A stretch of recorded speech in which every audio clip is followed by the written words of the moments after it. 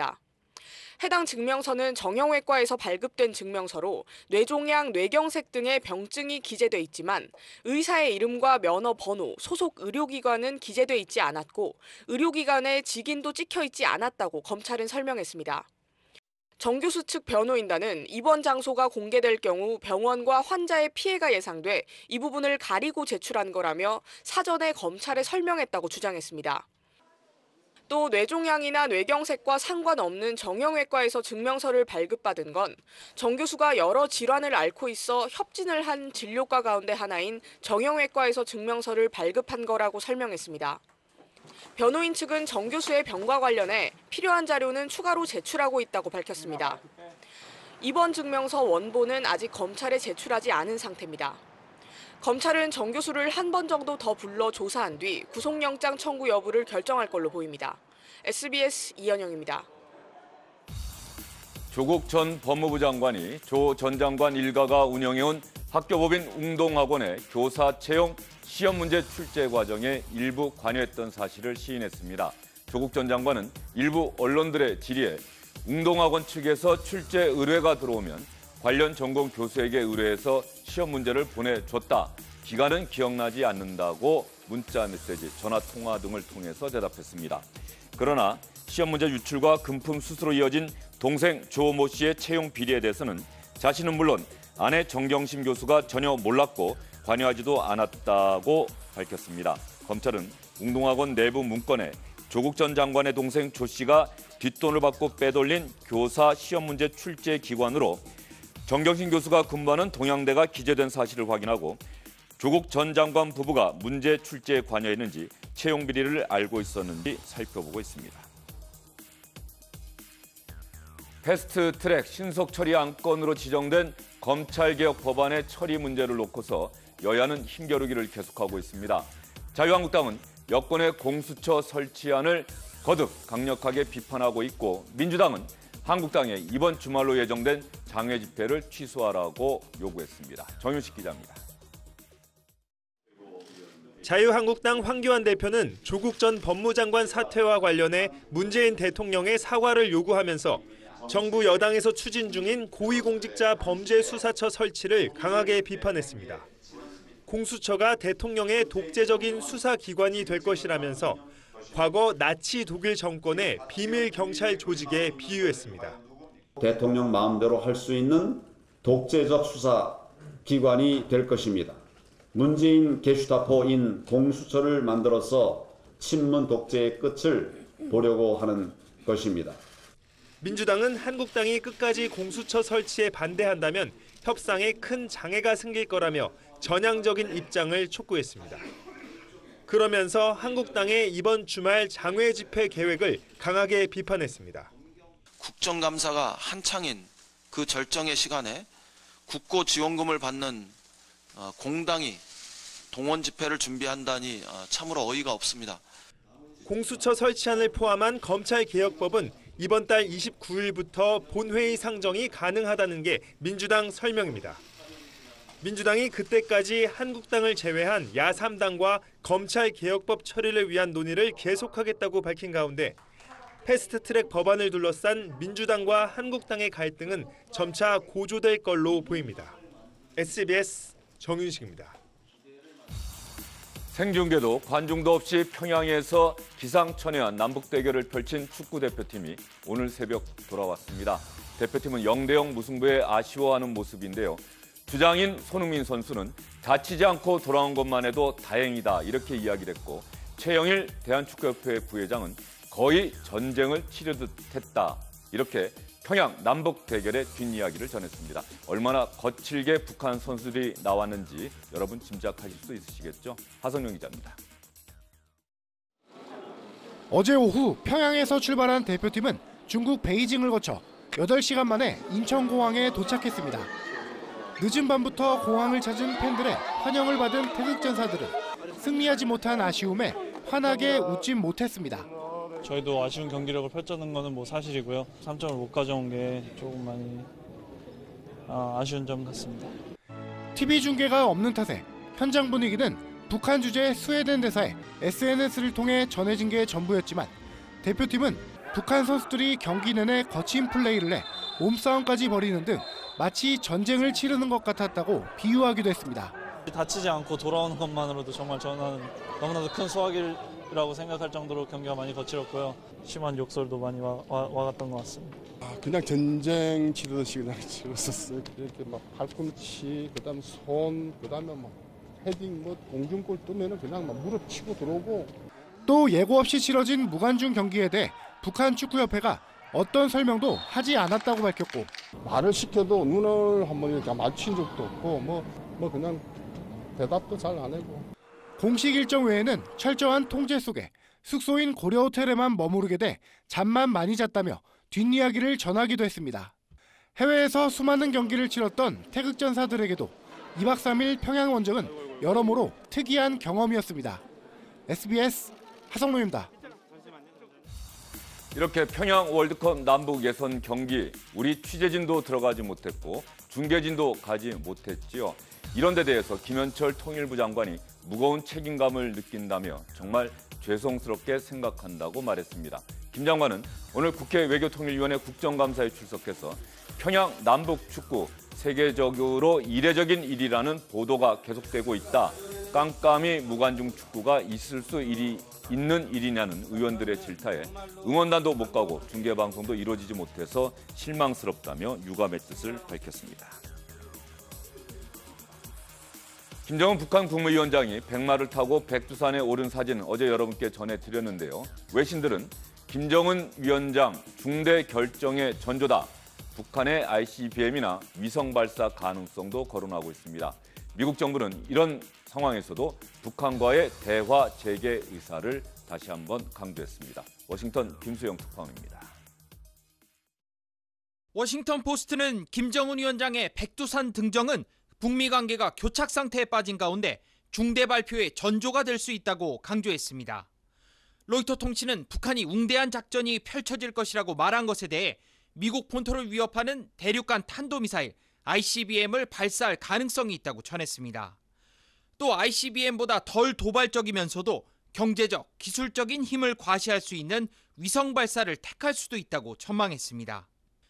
월스트리트 저널은 이번 김 위원장의 백두산 등정은 미국과의 핵 협상에서 북한의 강경한 태도가 변하지 않을 것을 보여주고 있다고 분석했습니다. 이런가 다시 한번 확인했습니다. We're certainly on a better track now than I think we were in the past. They've come out to talk. We need to encourage them to continue doing that. 하지만 스틸웰 국무부 차관보는 UN 안보리 결의는 유효하며 북한의 제재 회피와 싸우기 위한 조치를 취할 것을 촉구한다고 말했습니다. 워싱턴에서 SBS 김수영입니다. 따라박 소식입니다. 어젯밤 홍콩 시위를 주도한 시민단체 대표가 괴한들의 공격을 받아서 크게 다쳤습니다. 미국 하원의회가 홍콩 인권 법안을 통과시킨 가운데 중국 정부는 미국에 대해서 내정 간섭이라며 강하게 반발하고 있습니다. 정동현 기자입니다. 거리에 쓰러져 있는 남성을 경찰이 확인하고 있습니다. 쓰러진 남성은 홍콩 시위를 주도해온 시민단체 민간인권진선의 지미 샴 대표입니다. 홍콩 언론에 따르면 샴 대표는 어젯밤 홍콩 몽콕에서 정체불명의 괴한 4명에게 둔기로 공격을 받았습니다. 샴 대표는 곧바로 병원으로 옮겨져 치료를 받고 있습니다. 이번 주말 대규모 집회를 앞두고 샴 대표를 노린 백색 테러라는 의혹이 제기됩니다. 어제 홍콩 의회에선 캐리람 장관의 시정연설을 앞두고 항의가 이어졌습니다. 일부 의원들은 시진핑 중국 국가주석의 가면을 썼습니다. 복면금지법에 항의하며 정부를 조롱한 겁니다. 결국 시정연설은 녹화 영상으로 대체됐습니다. 연설엔 주택 공급 확대 같은 달래기용 정책이 들어갔지만 시위대의 요구는 수용하지 않았습니다. 시위대는 미국 하원이 통과시킨 홍콩 인권 민주 법안을 크게 환영했습니다. 중국 정부는 내정 간섭이라며 강하게 반발하며 반격 조치까지 예고했습니다. 我们会采取有力的措施予以反制，坚决维护自身的主权、安全和发展利益。 시진핑 주석은 최근 중국 영토를 분열시키려는 자는 몸이 부서지고 뼈는 가루가 될 것이라는 험한 표현까지 쓰며 미국의 움직임에 격한 반응을 보이고 있습니다. SBS 정동현입니다. 후원금 사기 의혹 등에 휩싸인 고 장자연 씨 사건의 증언자 윤지호 씨에 대해서 경찰이 캐나다 당국에 사법 공조를 요청했습니다. 서울지방경찰청 사이버안전과는 윤 씨의 명예훼손과 사기 피고서 사건과 관련해서 지난 6월 캐나다 현지 수사당국에 형사사법 공조 요청을 해놓은 상태라고 밝혔습니다. 경찰은 지난 7월부터 윤 씨에게 세 차례 출석 요구서를 전달했으나 윤 씨가 응하지 않자 체포영장을 신청했습니다. 하지만 이 체포영장 검찰에서 반려됐습니다. 서울지방경찰청은 수사를 보강해서 체포영장을 다시 신청할 계획입니다. 지금까지 주영진의 뉴스브리핑이 선택한 주요 뉴스였습니다.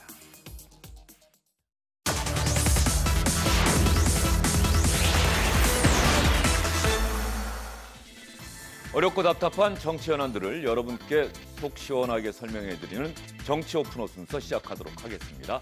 오늘의 첫 번째 키워드는 뭘까요? 법과 원칙. 시청자 여러분 정말 많이 들으신 이야기죠. 법과 원칙. 오늘 대검찰청 국정감사장에서 나온 이야기입니다. 조국 전 장관 가족에 대한 수사와 관련해서 의원들이 질문을 많이 던졌습니다. 그러자 윤석열 검찰총장은 우리는 법과 원칙에 따라서 수사를 진행하고 있다 이렇게 이야기를 했습니다. 그러면서 대한민국 검사도 공직자다. 우리는 우리에게 맡겨진 직분에 충실할 뿐이다. 이런 이야기도 덧붙였습니다. 의원들은 어떤 반응 보였을까요? 다음 두 번째 키워드입니다. 사과해야 취하. 이 말 역시 윤석열 검찰총장이 한 이야기입니다. 얼마 전 한겨레신문이 일면 톱뉴스로 윤석열 검찰총장, 김학의 전 법무부 차관의 스폰서로 알려진 건설업자 윤중천 씨로부터 접대를 받았다. 이런 내용이 또 윤중천 씨가 윤석열 총장을 알고 있다는 그러한 진술이 보고서에 담겨서 검찰의 수사단으로 넘어갔는데 검찰이 이것을 제대로 수사하지 않고 덮었다. 이런 내용의 보도였죠. 그러자 윤석열 검찰총장은 나는 그렇게 살아오지 않았다. 명백한 허위, 악의적인 보도라면서 한겨레신문과 해당 기사를 쓴 기자를 고소했습니다. 오늘 국정감사장에서 여당 의원 그리고 무소속의 박지원 의원이 한겨레신문과 기자에 대한 고소는 더군다나 검찰총장이 직접 했다는 점에서 취하는 게 맞지 않겠느냐 이렇게 권유를 했습니다. 그러자 윤석열 검찰총장은 대한민국의 대표적인 신문 중에 하나인 한겨레신문이 일면에 이런 허위 보도를 했다면 여기에 상응하는 일면에다가 자신에 대해서 사과하는 기사를 써야 되지 않겠느냐. 그런다면 고소를 계속 유지할지 검토해 보겠다. 이렇게 이야기를 했습니다. 주고받은 질문과 대답 여러분께 상세하게 전해드리겠습니다. 오늘의 마지막 키워드입니다. 반등. 네, 문재인 대통령의 국정 지지도 계속해서 최저치를 경신하고 있다. 이런 내용을 여러 차례 여러분께 전해드린 기억이 나는데 오늘도 정기 여론조사 결과가 나왔습니다. 리얼미터의 여론조사 결과가 나왔는데 문재인 대통령의 국정 지지도가 반등, 다시 올랐습니다. 조국 전 장관이 사퇴한 이후에 여론의 흐름 과연 어떻게 나타나고 있는지 여러분께 상세하게 설명해 드리겠습니다.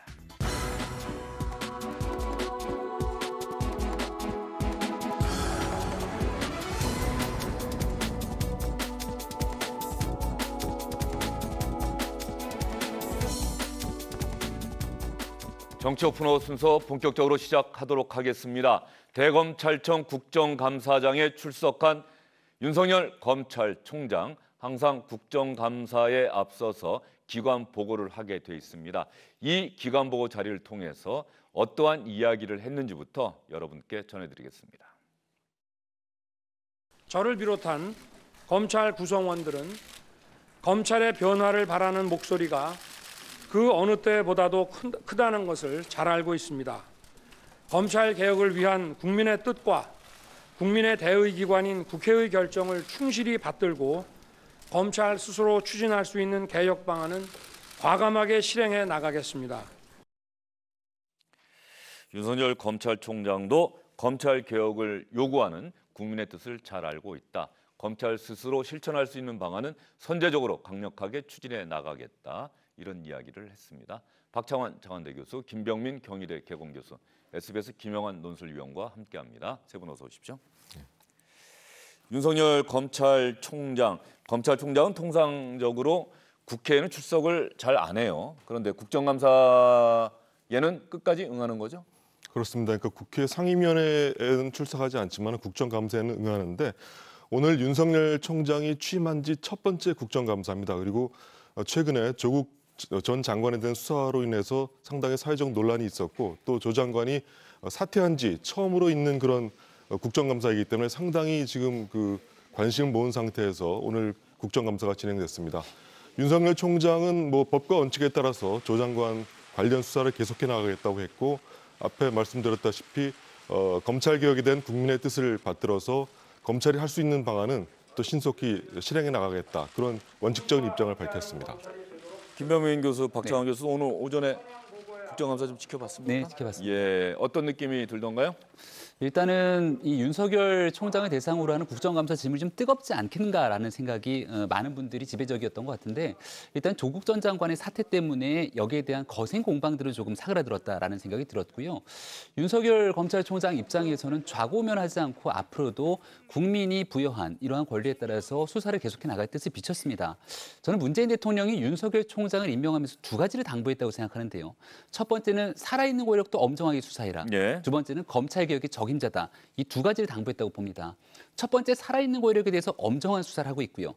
다만 이 검찰개혁에 대해서도 만약에 뒤로 물러나게 된다면 양쪽 어느 한쪽으로부터 비판이 거세질 수 있기 때문에 검찰개혁에도 당연히 앞으로도 여전히 속도를 내겠다고 하는 그런 뜻을 오늘 비쳤다고 생각합니다. 예, 박 교수님은 뭐 의원들의 질문, 윤석열 검찰총장의 답변 어떻습니까? 생각보다 민주당 의원들이 상당히 공세를 펼 것 같았는데 점잖게 질문하는 모습이었다 이런 느낌이 좀 들어요. 네, 만약에 여당과 검찰총장 간의 어떤 공방이 주고받았다. 이게 방송으로 그대로 보도가 됐다. 그랬을 경우에 그 후폭풍이 만만치 않았을 겁니다. 어쨌든 조국 장관 사퇴로 인해서 지금 그리고 검찰 개혁에 대해서는 대통령이 직접 챙기고 있는 거 아니겠습니까? 자, 그렇다면은 지금 현재 여당으로서는 지켜보는 입장이 되는 게 맞다고 보고요.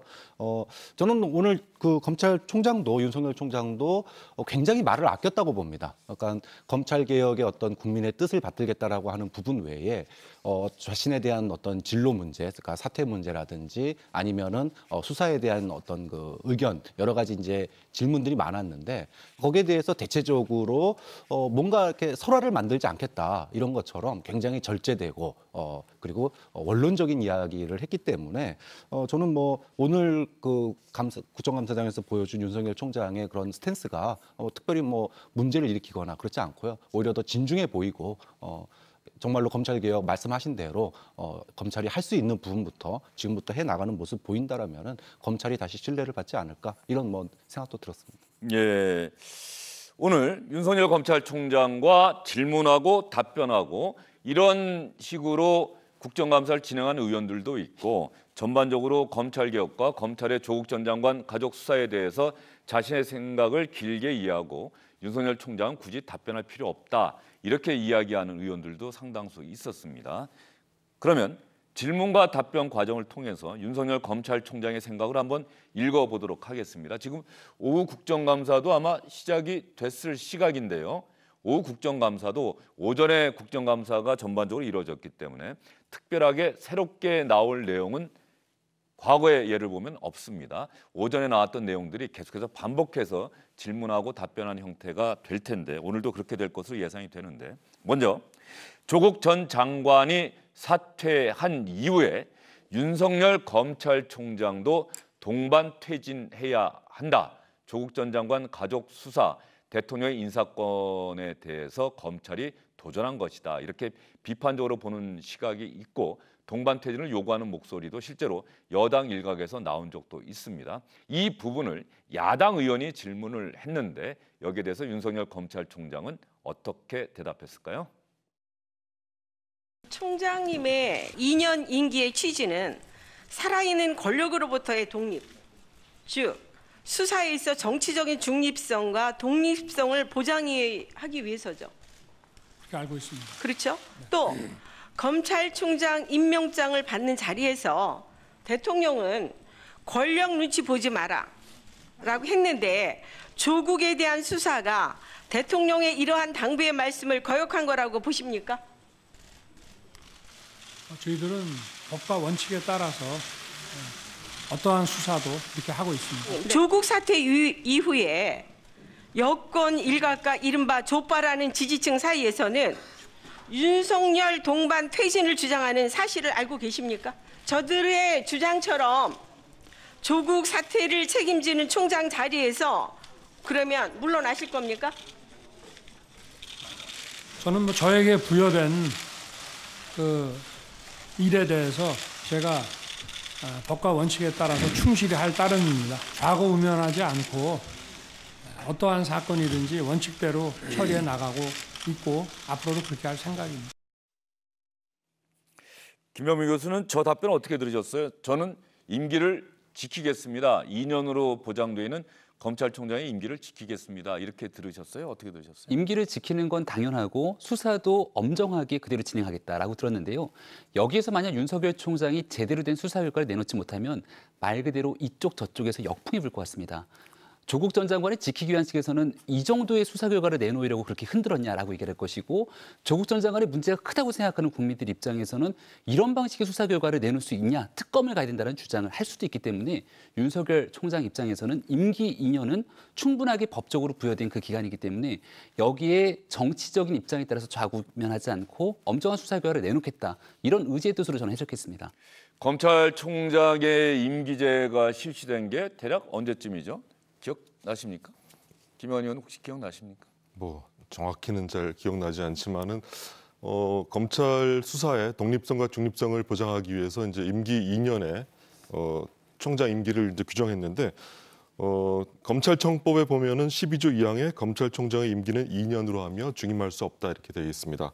그런데 실제로 보면은 이 2년을 갖다 다 채운 총장이 또 오히려 많지가 않습니다. 그걸 보면은 검찰총장이 법적으로는 임기가 보장돼 있지만은 중간에 어떤 일이 있어서 정치적인 압력을 받으면은 총장이 스스로 사퇴하는 경우가 많았거든요. 근데 지금 현 문재인 정부 들어서는 지금 전임 문무일 총장은 임기 2년을 다 채우고 이제 퇴임을 했고요.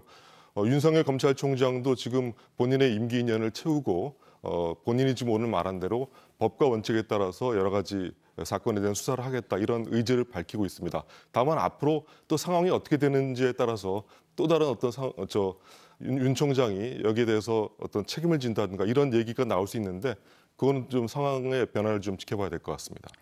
검찰총장 임기제가 노태우 정부 때 도입이 된 것 같네요. 1988년이면 노태우 정부 때죠? 그때 도입이 돼서 검찰의 정치적 독립을 보장하기 위해서 검찰총장 임기제가 보장이 됐는데 지금까지 김영환 의원이 이야기한 것처럼 임기를 다 채운 총장보다는 채우지 못하고 중도에 퇴진한 총장이 더 많았다. 그만큼 이 검찰의 정치적 중립이 참 어렵다 이런 생각이 드는데 윤석열 검찰총장이 뚝심 있는 검사다 이런 평가들이 많지 않습니까? 지금 자신에 대한 그 조국 전 장관 지지자들의 거센 비판에도 불구하고 나는 나의 길을 가겠다 뭐 이런 이야기한 것으로 받아들여도 될까요? 원칙과 절차에 따르겠다라고 하는 얘기는 2년 임기가 보장되기 원칙입니다. 그리고 수사도 절차에 따라 진행을 하겠다라고 얘기를 한 것이기 때문에 자신에게 부여된 권한 그리고 자신에게 부여된 의무 이거를 다 하겠다라고 얘기를 받아들여도 충분할 것 같아요. 다만 다른 군소리를 붙이지 않았습니다. 그 얘기는 수사도 그렇고 엄정한 수사도 그렇고 검찰 개혁도 그렇고 이거는 이제는 뭐 괜히 말해가지고 뭐 논란을 일으키기보다는 행동으로 보여주는 게 지금으로서는 좀 윤석열 총장이 할 수 있는 최선이 아닌가 좀 그런 점에서 사실 임기 2년 보장은 너무 당연한 일인데 그 당연한 일을 갖다가 일각에서 문제 제기하는 거 물론 이제 정치적인 판단에 의해서 본인이 사퇴하고 이럴 수도 있겠지만 근데 저는 문재인 정부 들어서서 임기 2년 보장 원칙은 되도록이면 좀 지켜져야 된다고 보거든요. 좀 그런 점에서 원론적인 얘기한 거 그리고 거기에 대해서 윤석열 총장도 저는 뭐 원칙과 절차에 따르면 된다고 생각합니다. 예. 알겠습니다. 검찰총장 이러다가 나중에 시간이 지나고 나면 검찰총장도 비검찰 출신에서 한번 뽑아보자 이런 이야기도 나올 수 있겠다 싶은 생각이 좀 들어요. 검찰 수사에 대한 불신이 워낙 크고 이런 상황이 앞으로도 만약에 반복된다고 한다면 뭐 그런 이야기도 나오지 않을까 하는 생각을 좀 듭니다. 오늘 국정감사자 오늘 오전에 국정감사 지켜보신 분들 중에는 역시 지난 윤석열 검찰총장 인사청문회 때와 달라도 여당과 야당이 이렇게 달라질 수가 있는가 하는 생각하셨을 겁니다. 바로 그런 부분을 지적하면서 민주당의 이철희 의원이 내년 총선에 출마하지 않겠다. 정말 부끄럽고 창피하다. 이렇게 이야기를 했죠. 상황에 따라서 목소리가 달라지는 그런 정치권. 그러면서도 부끄러워하지 않는 정치권 행태를 지적한 말인데 실제로 이런 상황을 의원들 스스로가 오늘 오전 국정감사에서 얘기하기도 했습니다. 근데 오늘 서초동으로 오면서 짠한 생각이 들더라고요. 총장이 얼마나 힘들까. 제가 윤석열이라는 사람한테 이런 감정이 들 수 있을까라고 좀 저 스스로 놀랐습니다. 지금 청와대와 여당이 검찰개혁을 가장한 검찰 장악을 기도하고 있습니다. 총장님은 지금 하는 그대로 그 자리에 증거와 범죄를 가지고 수사해 주기 바랍니다. 지난번 인사청문회나 작년 서울중앙지검 국감 때 윤 총장님의 당시 뭐 가족 이야기를 거론하시던 국회의원님이 지금 막 대단한 보호자가 되어 계시는 상당한 아이러니를 목격하고 있는데요. 간단하게 가능하다면 소회나 그 국민들께 좀 메시지 부탁드려도 되겠습니까? 저와 저와 함께 또 일을 했던 수사팀 모두 대한민국의 공직자입니다. 저희들이 어떤 일을 할 때 또 저희를 비판하시는 그 여론에 대해서는 저희들이 또 겸허히 그 비판을 받아들여서 저희들 일하는 데 반영하고 또 저희를 그 응원해 주시는 분들에 대해서는 또 감사한 마음으로 또 이렇게 생각을 하면서 일할 뿐이고 저희는 뭐 국가의 공직자로서 저희들이 맡은 그 직분을 그냥 다 할 뿐이라고 저는 그렇게 생각을 합니다. 어떤 면에서는 오늘 국정감사에서 윤석열 검찰총장이 속에 있는 이야기를 의원들이 끄집어내기는 좀 어렵지 않을까 하는 생각은 좀 들어요. 원칙적이고 원론적인 이야기, 비판하는 목소리는 겸허하게 듣고 응원하는 목소리는 감사하게 듣고 저희는 공직자로서 저희들에게 맡겨진 직분에 충실하겠습니다. 원론적이고 원칙적인 답변이 계속해서 반복되는 상황 아닌가? 그렇죠. 저렇게 원론적이고 원칙적인 얘기를 하면은 여기서 뭔가를 답변을 끄집어내겠다. 여당이든 야당이든 어떤 정치적인 계산을 가지고 질문을 하게 되면 오히려 그 질문을 한 사람이 국민들 앞에서는 더 머쓱해지는 그런 상황이 연출될 수 있는 거거든요. 칼이 나에게 향할 때는 그게 정치 보복이고 또 개혁 불복이고 상대방에게 칼이 향하게 되면은 정의 구현이라고 박수치고 이렇게 되는 것 자체가 우리 정치권의 좀 아이러니를 보여주는 건데 사실 엄정한 수사를 하는 걸 뭐라 그럴 수는 없는 겁니다. 네. 다만 엄정한 수사가 다른 사람 어떤 사건에 대해서는 엄정하지 못하거나 엄정하지 않았을 때 그거를 국회의원들은 뭐라고 할 수는 있는 거거든요. 좀 그런 점에서 여당도 그렇고 야당도 그렇고 나에게 뭐 내로남불 이런 것보다는 오히려 그런 원론적인 입장이 왜 여기서는 적용되지 않았는지를 갖다가 지적할 수 있고 또 그거를 갖다가 비판할 수 있는 그런 사건이 있었다라면은 오히려 그거를 질타하는 게 맞는 거지. 자기 입장에서 가지고 수사받는 입장이나 또는 수사를 독려하는 입장이 되는 것 자체가 국민들이 봤을 때는 좀 거기서 거기 아닌가 이런 생각을 들게 만든다고 봅니다. 그러면 조국 전 장관도 사퇴를 했고요. 조국 전 장관 가족에 대한 수사도 거의 마무리를 향해서 달려가고 있는 것으로 보이는데 조금 전에 박창원 교수가 그 이야기를 하셨으니까 두 분께 또 김영환 의원께도 시간이 되면 좀 짧게 답변을 해주세요. 왜 지금의 상황까지 왔는지를 한번 이야기를 좀 해보고 싶어요. 지금 살아있는 권력에 대한 수사, 검찰 개혁을 요구하는 목소리가 처음에 나왔던 게 과거의 예를 보면 정권을 잡은 세력이 원하는 수사, 그래서 나의 정적에게 상처를 내고 흠집을 내고 정치적 생명을 끊어라. 이러한 요구를 하고 검찰이 그 요구를 충실하게 수행했다. 그래서 심지어는 권력의 충견이라는 얘기까지 나오지 않았습니까? 이러한 과거의 사례를 끊어야 된다. 그래서 살아있는 권력에 대해서 수사를 하라. 이런 요구가 있었던 것이고 이번에 조국 전 장관에 대한 수사를 그렇게 바라보는 시각도 있는데 유감스럽게도 그 시각을 나타내는 것은 오히려 야권 쪽이란 말이죠.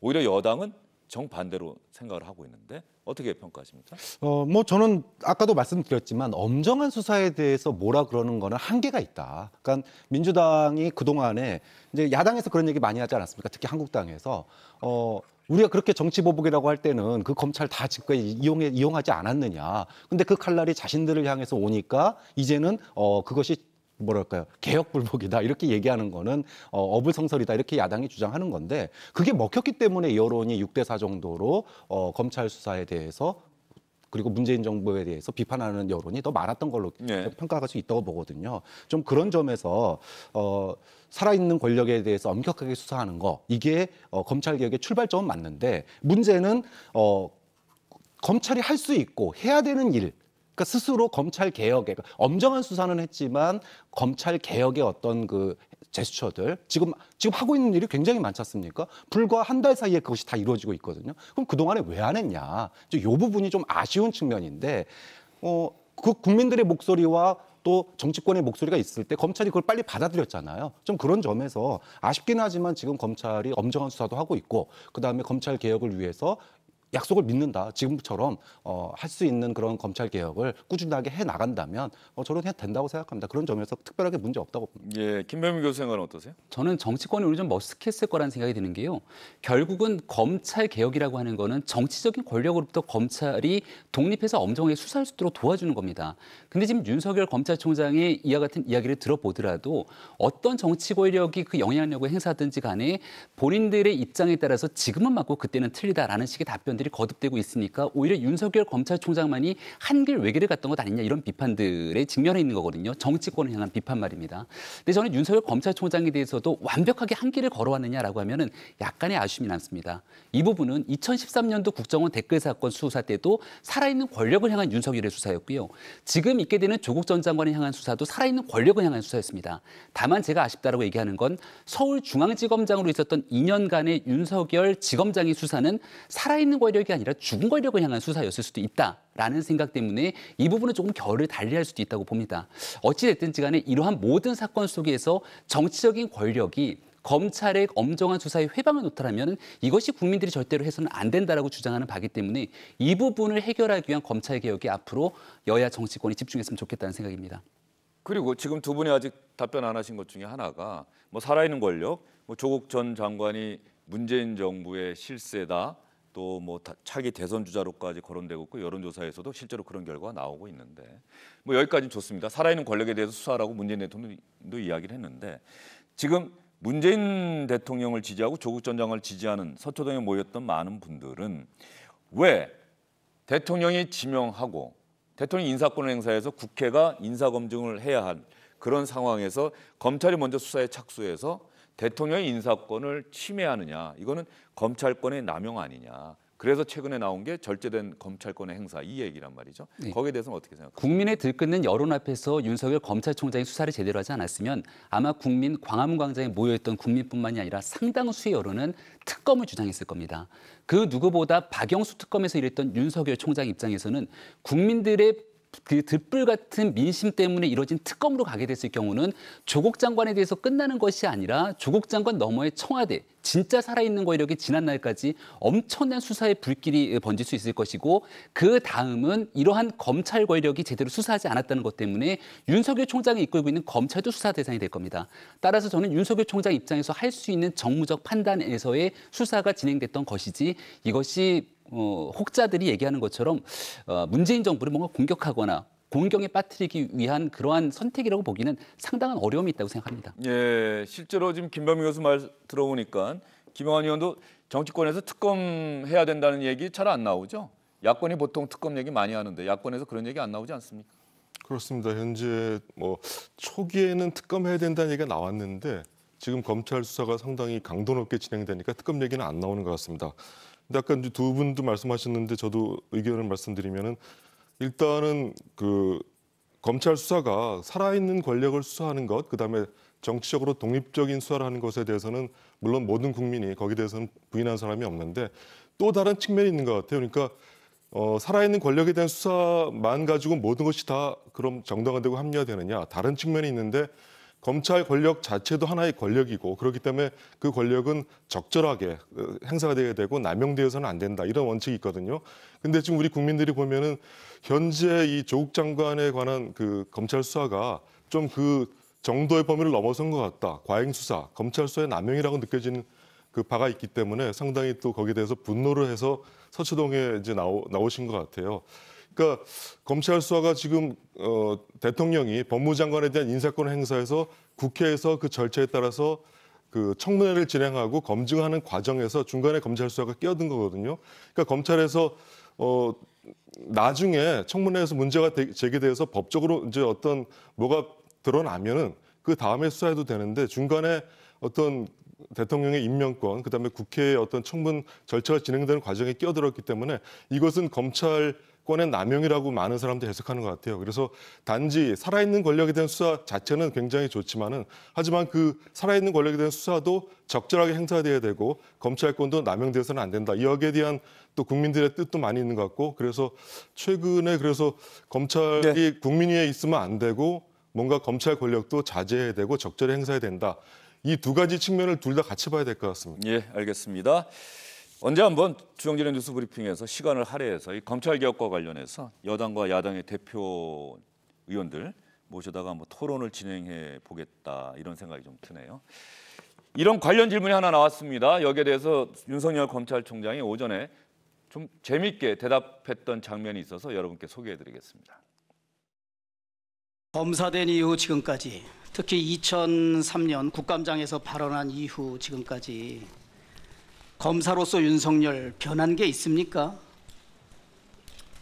전혀 없다고 자부하지요.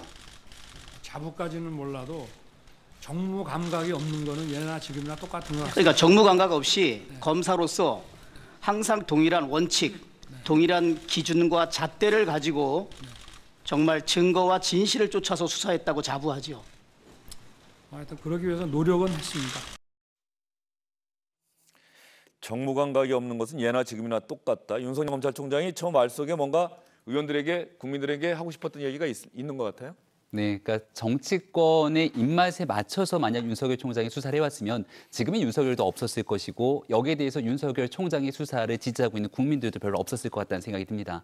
하지만 저 주광덕 의원이 했던 얘기들처럼 명백한 증거에 따라서 수사했냐라고 하니까 여기에 대해서만큼은 그렇게 노력을 했다라고 얘기를 하고 있기 때문에 그동안 있었던 과정에 100% 잘했다라고 볼 수는 없겠지만 적어도 정도를 걷기 위해 노력하고 있다. 이 정도는 국민께 자부심을 갖고 설명했던 게 아닌가 싶습니다. 예.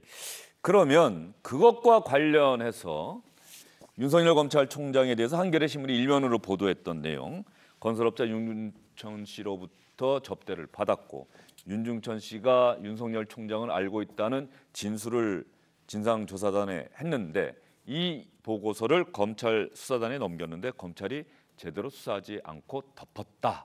한겨레 신문은 이 앞부분이 핵심이 아니라 뒷부분, 이 보고서에 윤석열이라는 이름이 나왔는데 이걸 제대로 검찰 수사하지 않고 덮었다. 여기에 핵심이 있다라고 하는데 맨 첫날 보도가 됐을 때는 제목에 접대라고 하는 말이 크게 써 있었습니다. 그래서 윤석열 검찰총장이 한겨레 신문과 해당 기사를 쓴 기자를 고소를 했는데요. 이 고소건과 관련한 이야기가 오늘 많이 나왔는데 여당 의원들 또 박지원 의원, 옛날 여당과 함께 몸담았던 의원이죠. 한겨레 신문에 대해서 또 기자에 대한 고소는 취하하는 게 맞지 않겠느냐, 검찰총장이 직접 고소한다는 게 적절한 행동이냐, 이런 질문들을 다 공교롭게 비슷하게 했습니다. 제가 초임 검사 시절에 검사 15가 어떤 그 금전적인 피해를 입었다고 해서 서울 동부지검에 고소장을 냈습니다. 그때 한 명의 검사도 이견이 없이 검사는 고소하는 게 아니다. 자기가 검사로 있으면서 그 검찰청에 고소를 하면은 어떻게 되겠냐고 하고 했고, 그때 그 사법연 선생도 그런 논리에 납득을 해서 고소를 취소했습니다. 그러나 검찰총장이 고소인이 된 사건이 있는 것 자체가 과연 적절한지. 이 언론사는 우리나라 대표하는 정론지입니다. 그러니까 사과를 저는 받아야 되겠습니다. 그렇다면은 왜 이런 보도를 하게 됐는지, 그 같은 지면에 공식 사과를 한다면은 이게 뭐 아니면 말고식으로 검찰총장이라는 사람에 대해서 이런 식으로 보도를 해놓고 야 확인됐으니까 고소 취소하라 이런 말씀은 이거는 저는 좀 제가 듣기에도 좀 그렇게 받아들이기 좀 어렵다고 저는 생각합니다. 총장님 말씀 들어보니까 총장님 화가 많이 나신 것 같아요. 우리가 일반적으로 이런 얘기 많이 합니다. 화났을 때 중요한 결정하지 말자 그래요. 역으로 얘기하면요. 중요한 결정을 하는 사람은 화를 내면 안 됩니다. 그게 숙명이에요. 박 교수님은 어떻게 들으셨어요? 오늘 윤석열 총장이 전반적으로 원론적인 얘기를 했는데 유독 이 부분에 대해서만큼은 적극적으로 자신의 입장을 개진을 했습니다. 한겨레 일문에 사과하지 않으면 고소 유지하겠다. 이게 이제 핵심이 아니겠습니까? 한겨레가 처음에 보도를 했을 때 굉장히 충격적인 보도였어요. 접대, 물론 성접대는 아니다라고 이제 얘기는 했지만 접대가 있었는데 그것도 모자르고 오히려 그 보고서 안에 그 내용이 담겼는데 조사하지 않고 덮였다. 굉장히 이제 만약에 이게 사실이라면 굉장히 충격적인 사건이었거든요. 근데 이후에 후속 보도가 안 나왔습니다. 지금 무슨 얘기냐면 검찰로 갔다라고 하는 보고서를 한겨레가 그 내용을 보도를 했어야 돼요. 근데 내놓지 못하고 있거든요. 그렇다는 얘기는 여기에 좀 의문점이 이제 생기는 보도가 의혹이 아직 확인되지도 않았고 반론이 됐는데 거기에 대해서 후속 보도에 이 보고서가 나오지도 않았습니다. 좀 그런 점에서 나 같아도 고소하겠다 그런 생각이 들고요. 언론에 대해서 검찰총장이 고소하는 게 맞냐? 뭐 나라님 욕도 하는데 뭐 할 수 있지 않느냐라고 얘기하는데 저는 나라님 욕도 요즘에는 그동안에 많은 정권에서 사실 고소하고 수사했거든요. 그렇게 보면 검찰총장도 참을 수 있는 부분은 아니다라고 봅니다. 이 부분이. 만약에 허위 사실이라면 충분히 고소할 수 있는 건이라고 봐요. 예, 박 교수님 또 그렇게 생각하시는군요. 알겠습니다. 지금 국정감사가 계속 진행되고 있는데 원래는 오후 국정감사 특별하게 새롭게 나올 게 있을지는 잘 모르겠습니다만 현장 한번 잠깐 볼까요? 개선해왔던 제도 개선 내용이지 저는 개혁이 아니라고는 전혀 보이지 않던데요. 특히 여러 의원님들께 지적했다시피 정치적 중립성 확보라는 차원에서는 눈을 닫고 봐도 저희들은 확인할 수가 없어요. 이게 과연 검찰개혁 아닙니까? 지금 현재 총장님 입장은 어떻습니까? 뭐 저희는 하여튼 아니 총장님 지금 시간이 자꾸 가니까 네. 그러니까 아까 저 의원님들 뒤에 말씀 지금 현재 정치적 중립과 관련해서 법무부 아니든 대검 아니든 그런 내용이 있습니까? 없지 지금은 않습니까? 아무래도 그 민주적 통제라는 쪽에 방점이 더 찍혀 있는 것으로 보여집니다. 네. 그러니까 정치적 중립이라는 그런 내용은 없지 않습니까? 그 자꾸 말씀을 돌리시고 그렇습니까? 총장님께서 말씀하신 대로 지금 검찰개혁 아까 말씀하신 게 이제 정치적 중립 이거 외에 검찰의 과도한 권한에 대해서 검찰개혁의 목소리가 나온다. 이런 취지로 말씀하셨죠. 이제 과도한 권한과 관련해서는 지금 검경수사권 조정이라는 이름하에 형사소송법하고 검찰청법 개정안이 지금 나와 있죠. 예. 그런데 이 문재인 대통령 조국 저는 이분들이 아무리 다급하고 하지만 이해가 잘 안 돼요. 총장님 제가 말씀을 한번 드려볼게요. 제가 무지해서 이해를 못하는 건지 자 이런 거예요. 이번에 조국 전 민정수석이 장관 사퇴하기 몇 시간 전에 발표했던 검찰개혁안 중에서 가장 헤드라인에 올라와 있던 게 특수부 폐지죠. 폐지 또는 축소죠. 그렇죠. 예, 김도읍 자유한국당 의원과 윤석열 총장이 질문과 대답을 주고받고 있는데 검찰개혁 방안 놓고서 이야기를 하고 있습니다. 지금 특수부 폐지와 관련한 질문을 했는데 그 부분에 대해서도 이미 검찰 스스로 윤석열 검찰총장 스스로 특수부 축소하겠다는 안을 내놨고 실제로 법무부에서 그렇게 서울, 인천, 대구에만 특수부를 두는 것으로 결정을 해서 국무회의까지 통과한 상태입니다. 다음 소식으로 저희는 넘어가 보도록 하겠습니다. 잠시 법사위를 벗어나 볼까요? 다른 상임위원회에서도 국정감사가 진행되고 있는데 국회 과학기술방송통신위원회, 과학기술방송통신위원회에서 유시민 노무현재단 이사장의 유튜브 방송, 또 이 과정에서 여기자에 대한 성희롱 발언이 나왔고 유시민 이사장이 사과하는 일까지 있었는데 또 KBS가 인터뷰를 해놓고서도 자산관리인 있지 않습니까? 조국 전 장관 일가의 자산관리인 이 사람을 인터뷰해놓고서도 정작 검찰의 입맛에 맞는 인터뷰만 내놓았다. 이런 이야기를 해서 KBS에서 반발하는 일도 있었는데 이런 사안들과 관련한 질문이 나왔습니다. 인터뷰 녹취록을 보면은 조국과 정경심 교수 가족과 관련해서 그런데 정작 보도는 불리한 내용만 압축해서 나갔습니다. 그래서 공정하지 못하다는 비판이 있을 수 있다고 생각합니다. 회사 대응은 이런 부분까지 감안해서 신중했어야 할 필요가 있는데 그러지 못해서 오히려 오해를 불러일으키고 논란을 키운 게 아닌가 하는 생각을 하고 있습니다. 지금 그 자사 직원이 밖에서 일개 유튜버한테 성희롱을 당했는데 가만히 있는 사장이 사장이라고 할 수 있어요? 이게 사과 한마디 받고 끝날 상황입니까? 이제 조국 씨가 가고 유시민 이사장이 이제 유력 차기 대선 주자로 거론되고 있으니까 거기에 지금 알아서 머리를 숙이는 거 아닌가 하는 국민의 지금 그런 평판이 있어요. KBS 사장이 저 부분과 관련해서 어제 그 성희롱 발언과 관련해서는 법적 검토했다라고 스스로 대답을 했고요. KBS 회사 차원에서 법적 검토하고 있다. 법적 대응 위해서. 그리고 앞부분 인터뷰를 하고서 제대로 방송하지 않았다라고 하는 그런 지적. 여기에 대해서 KBS 기자들이 반발하고 있긴 합니다만 KBS는 회사 차원에서 우리가 한번 진상을 조사해 보겠다. 조사단 구성하고 있고 KBS 기자들은 거기에 대해서 반발하고 있는 겁니다. 우리는 우리의 일을 다 했을 뿐이다. 어떻게 들으셨습니까? 여기에 대해서 KBS 기자들이 처음에는 법적 조치를 하겠다고 했습니다. 그런데 유시민 알레레오 이사장의 발언 이후로 오히려 법적 조치가 아니라 내부 진상조사위를 꾸리고 여기에 대해서 진상조사가 있을 때까지 현장 취재팀이 아닌 특별 취재팀을 편성하겠다라고 얘기를 하니까 관련된 사회부장이 직접 사의를 표명하는 일까지 내부적으로 일어나게 된 겁니다.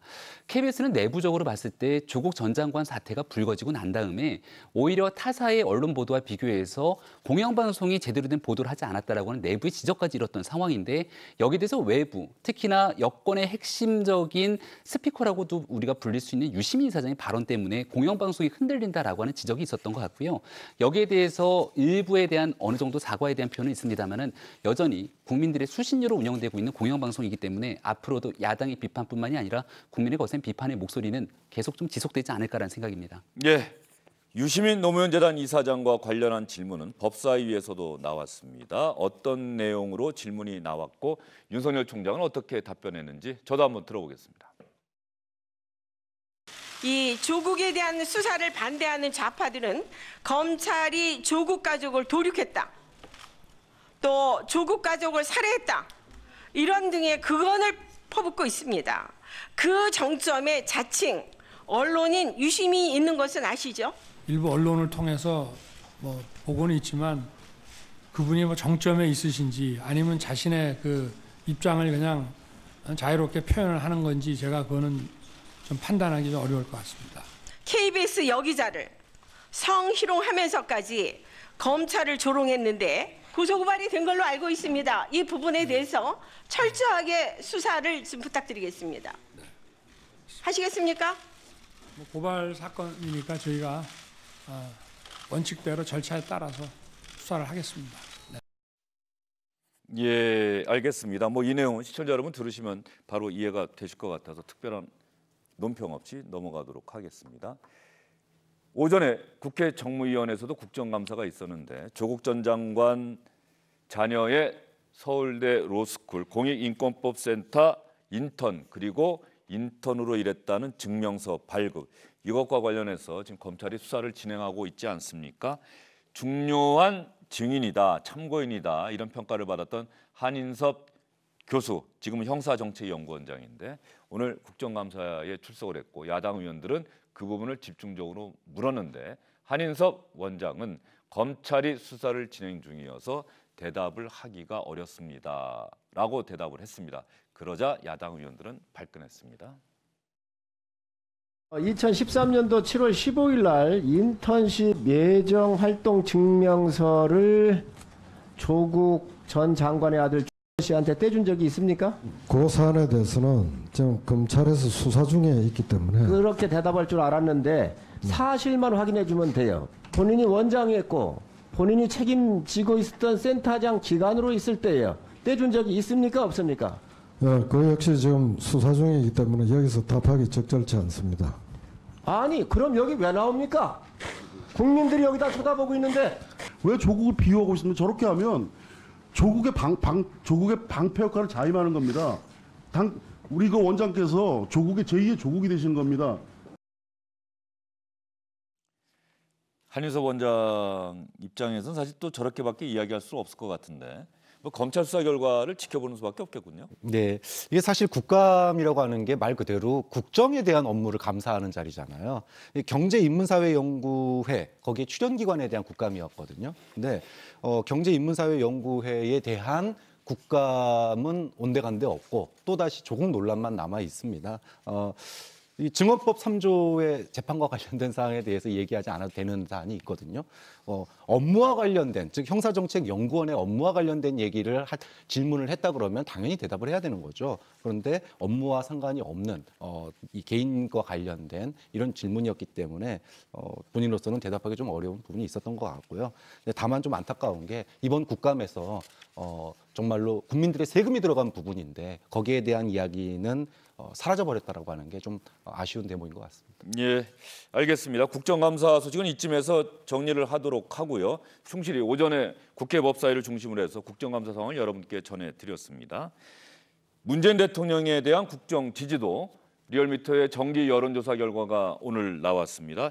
정기 여론조사 결과를 보면 긍정이 45.5, 부정이 51.6. 지난주보다 긍정은 4.1%포인트 뛰었고 부정평가는 4.5%포인트 떨어졌습니다. 지난 일주일 사이에 있었던 일은 결과적으로 조국 전 장관 사퇴 이거 하나인데 이것과 관련해서 아주 일주일 만에 국정 지지도에 대한 여론의 반응이 많이 달라졌네요. 날짜별로 지금 나오고 있네요. 저 날짜별로 보니까 역시 조국 전 장관이 사퇴하기 전에 부정 지지도가 가장 높았고 사퇴하던 당일에도 여전히 높았는데 사퇴를 선언한 그 다음 날부터 긍정이 올라가고 부정이 내려가고 그게 점점 더 이렇게 좁혀지는 그런 모습을 보이고 있습니다. 역시 뭐 특별히 두 분께 질문 드릴 필요도 없을 것 같네요. 조국 전 장관의 사퇴가 문재인 대통령의 국정 지지도에 긍정적인 영향을 미치고 있다 이렇게 볼 수가 있는데 그러면 김영환 의원 정당 지지도도 달라졌습니까? 네, 달라졌습니다. 뭐 준비된 화면이 있으면 좀 보죠. 일단 민주당 그 지지율이 4.1%포인트 올랐습니다. 그리고 자유한국당은 크게 내리진 않았지만 약간 내렸고요. 이것이 이제 대통령 지지율과 마찬가지로 조국 전 장관의 사퇴가 가장 큰 원인이라고 지금 리얼미터가 분석을 하고 있습니다. 그 지지층을 보면은 중도층에서 조국 전 장관의 사퇴에 따라서 여당 쪽으로 많이 돌아선 걸로 분석이 되고요. 또 진보층에서는 역시 그 진보층의 결집이 좀 더 세졌다, 재결집 현상이 두드러졌다 이렇게 분석이 되고 있습니다. 예, 그러면 결과적으로 조국 전 장관이 사퇴한 것이 문재인 대통령의 국정 지지도에 긍정적인 영향을 미치고 있고 민주당 지지도에도 긍정적인 영향을 미치고 있다. 그렇다고 한다면 조국 전 장관 임명 사퇴할 때까지 일련의 과정에 대해서 대통령과 여권의 선택과 판단에 대해서 여론이 좀 비판적이지 않는가? 그러면 사퇴한 데 대해서 뭔가 반성하고 우리가 다시 잘하겠습니다라고 하는 약속을 해야 되는 것 아니냐. 물론 문재인 대통령은 그날 수석보좌관회의 주재하면서 국민 여론이 분열된 데 대해서 송구스럽게 생각한다라고 사실상 사과의 뜻을 밝히긴 했습니다만 야권은 명백하게 조국 전 장관을 법무장관으로 임명한 데 대해서 사과한다. 이렇게 해야 된다고 지금 요구를 하고 있죠. 여당 안에서도 우리가 사과를 해야 되는 것 아니냐. 정성호 의원 같은 경우는 SNS에 이런 이야기까지 올리기도 했습니다. 이런 일이 있었는데 후한무치한 인간들 뿐이니 뭐가 달라지겠는가. 책임을 통감하는 자가 단 한 명도 없다. 이게 우리 수준이다. 정성호 의원은 물론 여기에는 야권 의원들도 포함되어 있다 이렇게 이야기는 했습니다만 내부를 향한 목소리이기도 했거든요. 이 부분에 대해서는 어떻게 생각하십니까? 우리 박 교수님.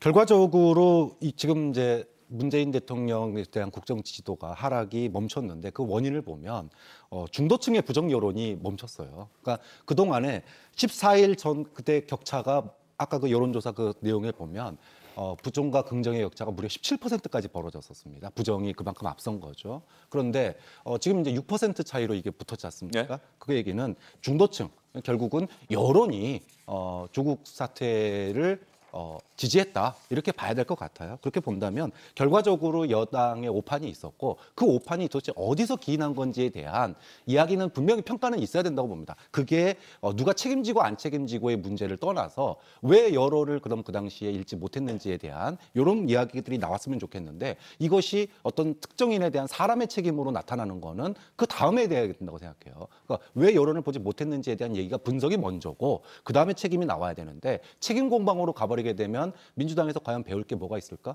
예. 예. 김병민 교수 생각은 어떻습니까? 매우 간단한 상황인 것 같은데요. 저는 이 사건 처음 터졌을 때 박용진 의원 발언이 생각납니다. 굉장히 조국 전 장관에 대해서 쓴소리를 내뱉었고요. 그로부터 문자 폭탄의 지지층으로 또 받게 됐습니다. 그다음에 제가 박용진 의원이랑 같이 방송했을 때 이런 얘기를 하더라고요.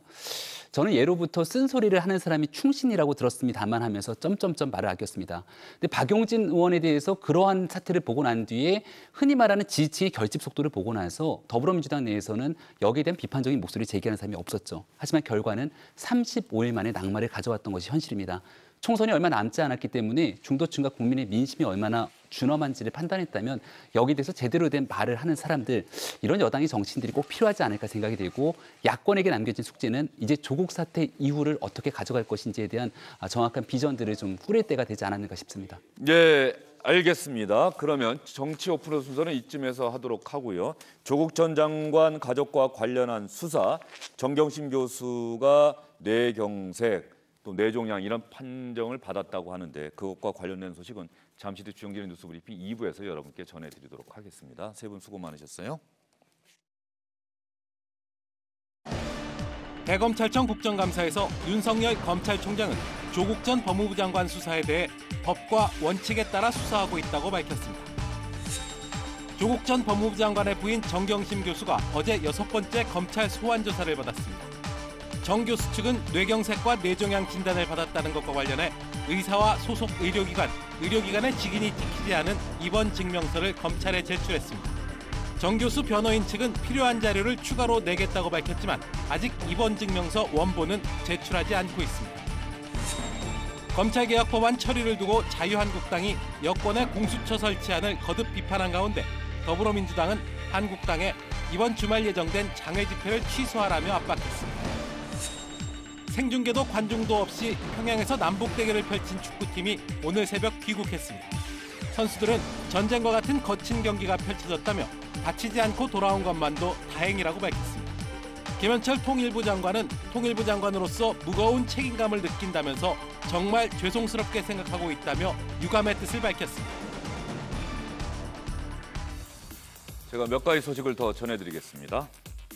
박근혜 전 대통령 측에 뇌물을 제공한 혐의 등으로 기소된 신동빈 롯데그룹 회장에 대해서 대법원이 징역형의 집행유예형을 최종적으로 확정했습니다. 대법원 3부는 신 회장에게 징역 2년 6개월에 집행유예 4년을 선고한 원심 판결을 오늘 확정했습니다. 신 회장은 경영비리 사건에서 롯데 총수 일가에 508억 원의 공짜 급여를 지급하고 일감을 몰아줘서 그룹에 774억 원의 손해를 입힌 혐의도 받고 있습니다. 국정농단 사건에서는 박근혜 전 대통령과 최순실 씨에게 70억 원의 뇌물을 공유한 혐의 받고 있습니다. 서울대 이병천 교수의 자녀가 아버지의 논문에 공저자로 이름을 올린 논문을 강원대 수의학과 편입학대 활용에 합격한 것으로 조사됐습니다. 교육부는 강원대학교에 해당 학생의 편입학 취소를 요구했습니다. 연세대학교를 비롯한 주요 대학에서도 교수의 미성년 자녀들이 공저자로 부당하게 이름을 올린 연구 부정 행위가 12건 적발됐습니다. 교육부는 오늘 미성년 공저자 논문 관련 15개 대학에 대한 감사 결과를 발표했습니다. 이번 감사는 지난해 교육부 실태 조사에서 미성년자 논문과 부실학회 참석 교수가 많거나 조사, 징계를 부실하게 한 것으로 의심된 대학 14곳, 그리고 이병천 교수 아들 관련 의혹이 제기된 강원대학교를 대상으로 이루어졌습니다. 지금까지 주영진의 뉴스브리핑이 선택한 주요 뉴스였습니다.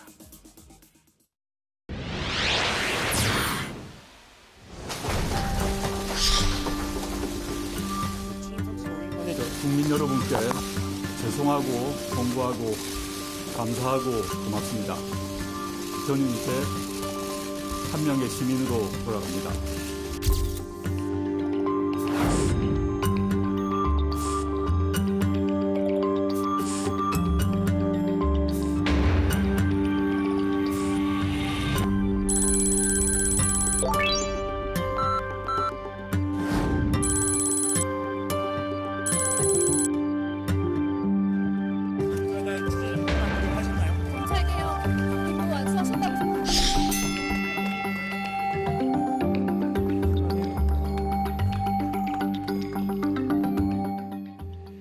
예고해드린 대로 조국 전 장관 가족과 관련한 검찰의 수사 소식 여러분께 전해드리도록 하겠습니다. 김태현 변호사 나와 있습니다. 예, 안녕하세요. 어서 오십시오. 어제 6번째 소환조사 받았고 그렇죠. 자정에 돌아갔는데 네. 신문조서 열람은 마치지 못했다. 예. 그러면 어제는 상당히 조사를 했다는 얘기입니까? 조사를 좀 많이 한 것 같아요. 그러니까 물론 어제 이제 대부분 저 출두할 때 오전에 출두하는데 그러진 않고 한 점심시간 때쯤 출두를 한 것 같습니다. 그런데 어쨌든 자정까지 조사를 받은 거죠. 야간 조사가 시행됐기 때문에 정경심 교수 측이 당연히 조사에 동의를 했으니까 실시가 된 것이고 어제 조사한 부분에 대해서는 조사 열람을 마치지 않았다고 하는데 그런데 이제 뭐 그 다음 소환 조사 기일에 뭐 조사 열람하면 되니까 어제 그렇게 생각을 하면 실제 조사 기간이 그래도 이제까지 있었던 다른 조사에 비해서는 좀 많이 확보가 된 거죠. 검찰 입장에서는. 예.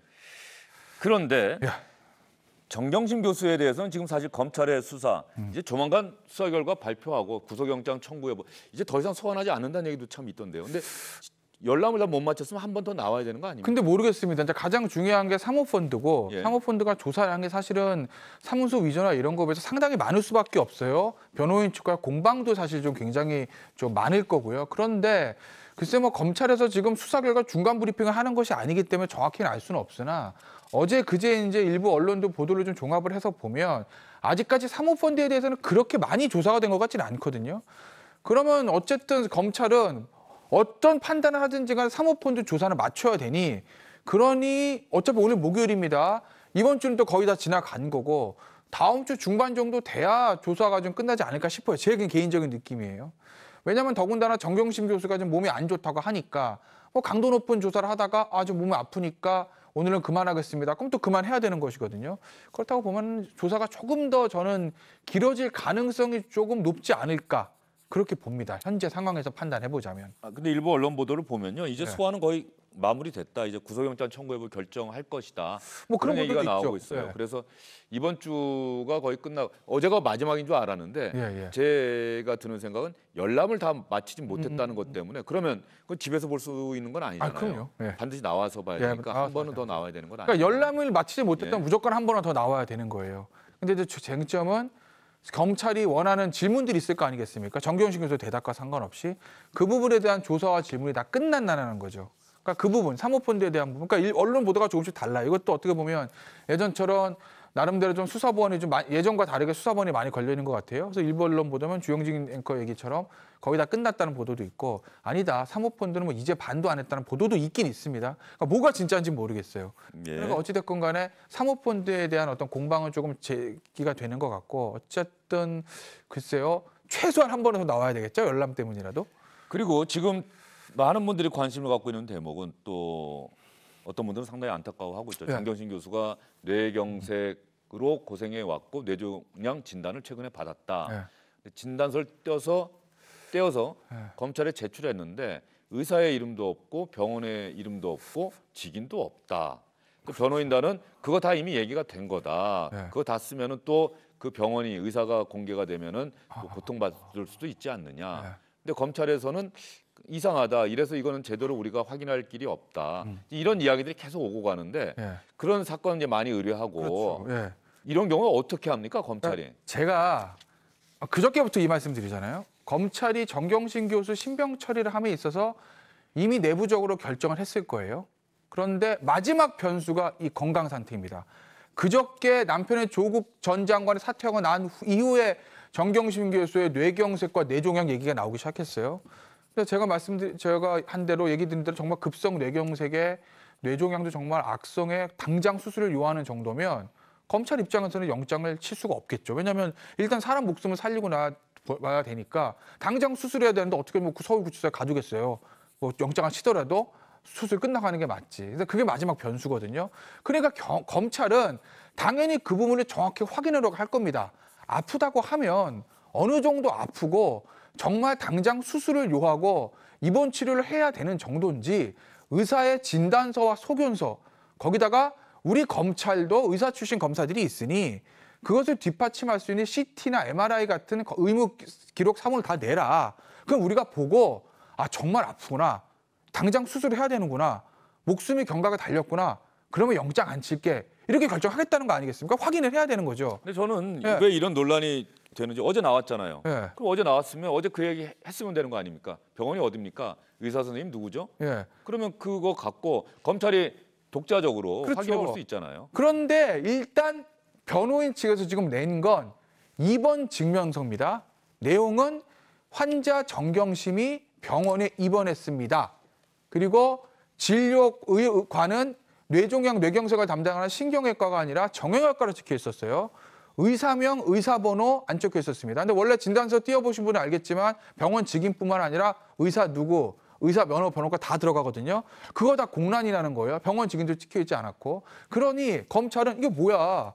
공식적으로 검찰에 문서를 내려면 직인이 찍혀 있어야 그 병원이 발급한 공식 문서인 줄 알지. 이렇게 되면 당신들이 워드로 찍어낸 건지 우리가 어떻게 아냐라고 이제 강하게 반발을 한 거고 변호인 측의 얘기는 진료 과목을 정형외과라고 쓴 건 정경심 교수가 정형외과 쪽 질환 들고 여러 질환이 있어서 일단 정형외과로 입원을 한 거로 쓴 거지 신경외과 치료 안 받겠다는 얘기 아니다. 이런 식의 얘기였고 병원을 안 쓴 건 병원이 알려지면 여러 가지 피해가 있을 수 있다. 예를 들면 서울대학병원이다. 그러면 예를 들면 뭐 언론도 달려갈 거고 요새는 유튜버들도 달려갈 거고 그 앞에서 시위도 있을 수 있을 거고 그러면 정경심 교수뿐만 아니라 그 병원에 입원한 다른 환자들에게도 피해가 예상된다. 뭐 이런 얘기를 했는데 다른 건 다 모르겠으나 병원 이름을 저런 이유로 안 쓴 건 저는 납득은 좀 되진 않습니다. 예. 오늘 정형외과는 뭐 정형외과, 신경외과 뭐 다 진료를 받으면 그 중에 하나 정형외과만 쓸 수는 있는데 예를 들어서 서울대학병원이다. 이러면 검찰이 이거를 뭐 기자들한테 야 서울대학병원에 정경심 교수가 있어 이렇게 얘기하겠습니까? 지금 이 상황에서 그러지 않을 거거든요. 그런데 병원 이름이 알려지는 게 걱정이 돼서 병원 이름을 안 쓴다는 건 저는 사실 좀 납득은 되지 않아서 만약에 이 입원 증명서가 마지막이고 최종적인 거라면 검찰은 지금 상황에서 정경심 교수의 건강 상태를 고려하지 않고 그냥 영장 칠 겁니다. 그러니 제가 어제도 말씀드렸듯이 정경심 교수 입장에서 보면 어떻게 보면 영장 촉구를 막을 수 있는 가장 큰 방패 중에 하나거든요. 그러면 제가 변호인이라면 담당 주치의에게 진단서, 소견서, 그다음에 각종 검사를 했던 의무기록 사본을 도장 다 받아서 검찰에 제출할 거예요. 예, 하여튼 뭐 검찰이 보고 판단하면 되는 거예요. 변호인단 정경심 교수 측도 그렇게 아프고 그러면 저는 건강진단서 같은 경우는 그것까지 굳이 가릴 필요가 있을까 싶고요. 또 이것 자체가 논란이 되는 상황이 좀 이해가 안 되는 게 어제 소환이 됐으니까 네. 그러면 그냥 검사와 정경심 교수 간에 아, 병원이 어딥니까? 예, 어딥니다. 교수님은 의사님은 누구시죠? 아, 이름이 누굽니다. 아, 그러면 저희가 독자적으로 한번 확인해 보겠습니다. 이게 우리가 절차입니다. 이러면 되는 거 아닙니까? 사실 지금 그 절차가 진행되고 있는지도 모르고요. 네, 그렇죠. 예, 그래서 이게 자체가 이런 게 논란이 되는 게 조금 좀 이해가 안 된다고 생각하시는 분도 좀 있을 것 같아서 실제로 국정감사장에서도 관련한 질문과 대답이 좀 있었어요. 오늘 이 국정감사 모습을 여러분께 보여드리다 보니까 유독 야당 의원들이 많이 나옵니다. 그런데 이 수사와 관련해서는 여당 의원들은 기본적으로 의견을 나타냈지 윤석열 총장의 답변을 요구하는 질문을 많이 하지 않았기 때문에 그래서 야당 의원들의 모습이 많이 나타난다는 점 시청자 여러분께서 좀 미리 그 점은 헤아려 주시기 바랍니다. 그 해당 증명서에는 발행 의사 성명, 의사 면허 번호 이런 것은 물론 의료기관 직인조차가 없다고 합니다. 객관적인 증명 자료로 과연 이게 볼 수 있겠습니까? 그 문제에 대해서는 수사팀이 관할하는 사항이라 하여튼 좀 제대로 확인할 수 있는 의료 자료를 요청을 한 것으로만 보고를 받았습니다. 네, 알겠습니다. 지금 그렇게 이제 추가 증명 자료를 요청을 하신 거죠, 총장님? 그래서 추가인지 아니면 모르겠습니다만은 하여튼 통상 피의자나 참고인이 그 건강 문제로 그 뭐 조사받기가 어렵다 이런 주장을 할 때는 뭐 진단서라든가 필요한 의료 자료를 제출하도록 해서 뭐 그 상당히 저 신빙성이 있으면은 그런 거를 받아들이고 또 조금 더 확인해야 될 게 있으면은 아마 그 병원이나 의사에게 뭐 전화 문의를 하든지 이런 식으로 해가지고 그 확인을 해서 그런 것을 절차에 반영하는 것이 저희들 업무의 관행으로 저는 알고 있습니다. 김태현 변호사와 제가 주고받은 이야기를 윤석열 총장이 직접적으로 확인을 했습니다. 조국 전 장관과 정경심 교수가 그 동생이 그 채용 비리 때문에 영장이 청구됐다가 기각되긴 했습니다만 웅동학원 시험 문제, 교사 채용 시험 문제를 출제했다. 이건 또 처음 나온 얘기예요? 그렇죠. 뭐 시험 문제 출제한 것 자체가 이제 부정은 아니에요. 그러니까 보면 내용이 이런 겁니다. 웅동학원에서 이제 교사 채용을 합니다. 그럼 교사 채용을 하면은 예를 들어서 내부적인 어떤 일종의 입사 시험인 거죠. 입사 시험이 있는 건데 재단에서 사실은 선생님들이니까 영어 선생님은 영어 전문가고 수학 선생님은 수학 전문가잖아요. 재단에서 그 문제를 낼 수 없으니 그 속된 말로 채용 시험 문제를 외부에 유출을 했는데 영어 같은 경우에는 정경심 교수가 재직하고 있는 동양대학교로 좀 의뢰를 했다는 거고 다른 과목 같은 경우에는 조국 교수를 통해서 서울대에 의뢰했다는 거예요. 오늘 이제 조국 교수가 입장을 냈는데 의뢰받은 건 맞다. 웅동학원으로부터 의뢰를 받아서 그걸 담당 과와 관련된 서울대학교 다른 교수에게 의뢰를 했다는 거예요. 예를 들면 국사 시험이면 서울대 이제 사학과 교수한테 의뢰하는 이런 형태가 되겠죠. 그리고 출제료는 웅동광고과 교수가 직접 주고받은 것이기란 본인은 모르고 본인은 문제를 이제 제출하는 거에는 관여를 했지만 동생에 관여되는 채용 비리 부분은 알지 못한다. 이렇게 조국 전 장관이 지금 조국 교수죠. 조국 교수가 기자들에게 문자 메시지를 보내서 본인의 입장을 밝혔다고 합니다. 예. 그러면 이 조국 전 장관과 관련해서 지금 정경심 교수에 대한 소환은 거의 다 이루어졌다. 아니 조금 더 남았다. 이야기를 했습니다만 조국 전 장관은 과연 소환해서 조사할 것이냐. 조국 전 장관은 지금 구체적으로 어떤 신분이냐. 뭐 피의자냐 피고발인이냐 이런 궁금증이 있는데 이것과 관련한 질문과 답변이 오늘 법사위 국정감사에서 나왔습니다. 윤석열 총장의 이야기 들어보죠. 총장님. 네. 조국 전 민정수석 피의자입니까? 현재? 지금 현재 그 어떤 신분인지는 지금 수사를 좀 더 해봐야 될 것 같고 지금 그러니까 뭐 고발이 됐기 때문에 이제 피고발인 신분인 거는 맞습니다만은 저희가 어떤 특정 혐의의 혐의자라고냐 아니냐는 부분은 지금 현재 확인해드리기 혐의 유무 혐의의 경중이나 유무와 관계없이 피의자입니까 아닙니까? 지금 고발은 피고발인 신분입니다. 피고발인 신분입니까? 네, 피고발인으로서 언제 소환합니까? 그래서 그 지금 좀 확인해드리기 좀 어렵습니다. 네. 소환은 합니까? 네, 그거 역시 마찬가지로 조금 더 지켜봐 주시길 부탁드리겠습니다.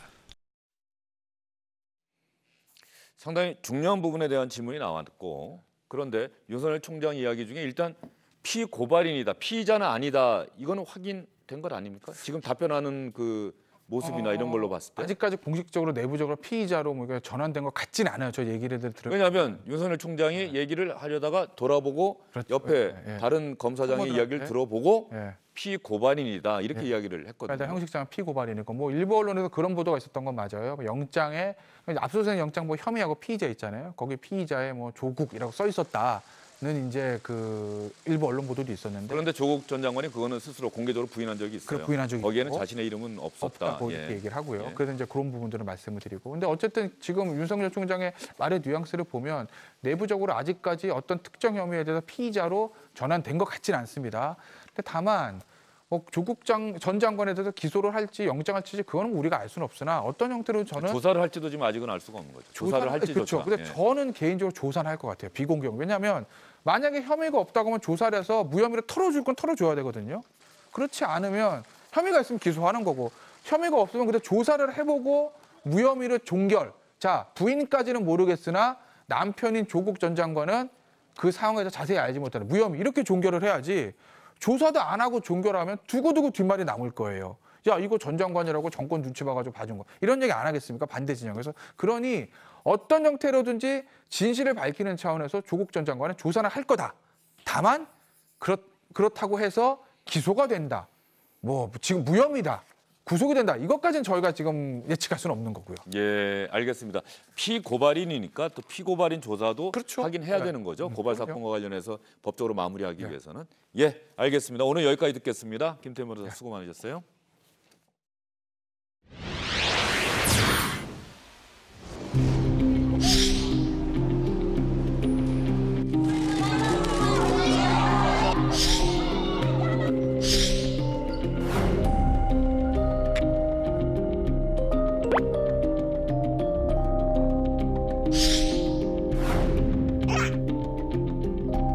선수들이 다치지 않고 돌아오는 것만으로도 정말 저는 너무나도 큰 수확이라고 생각할 정도로 심한 욕설도 많이 와갔던 것 같습니다.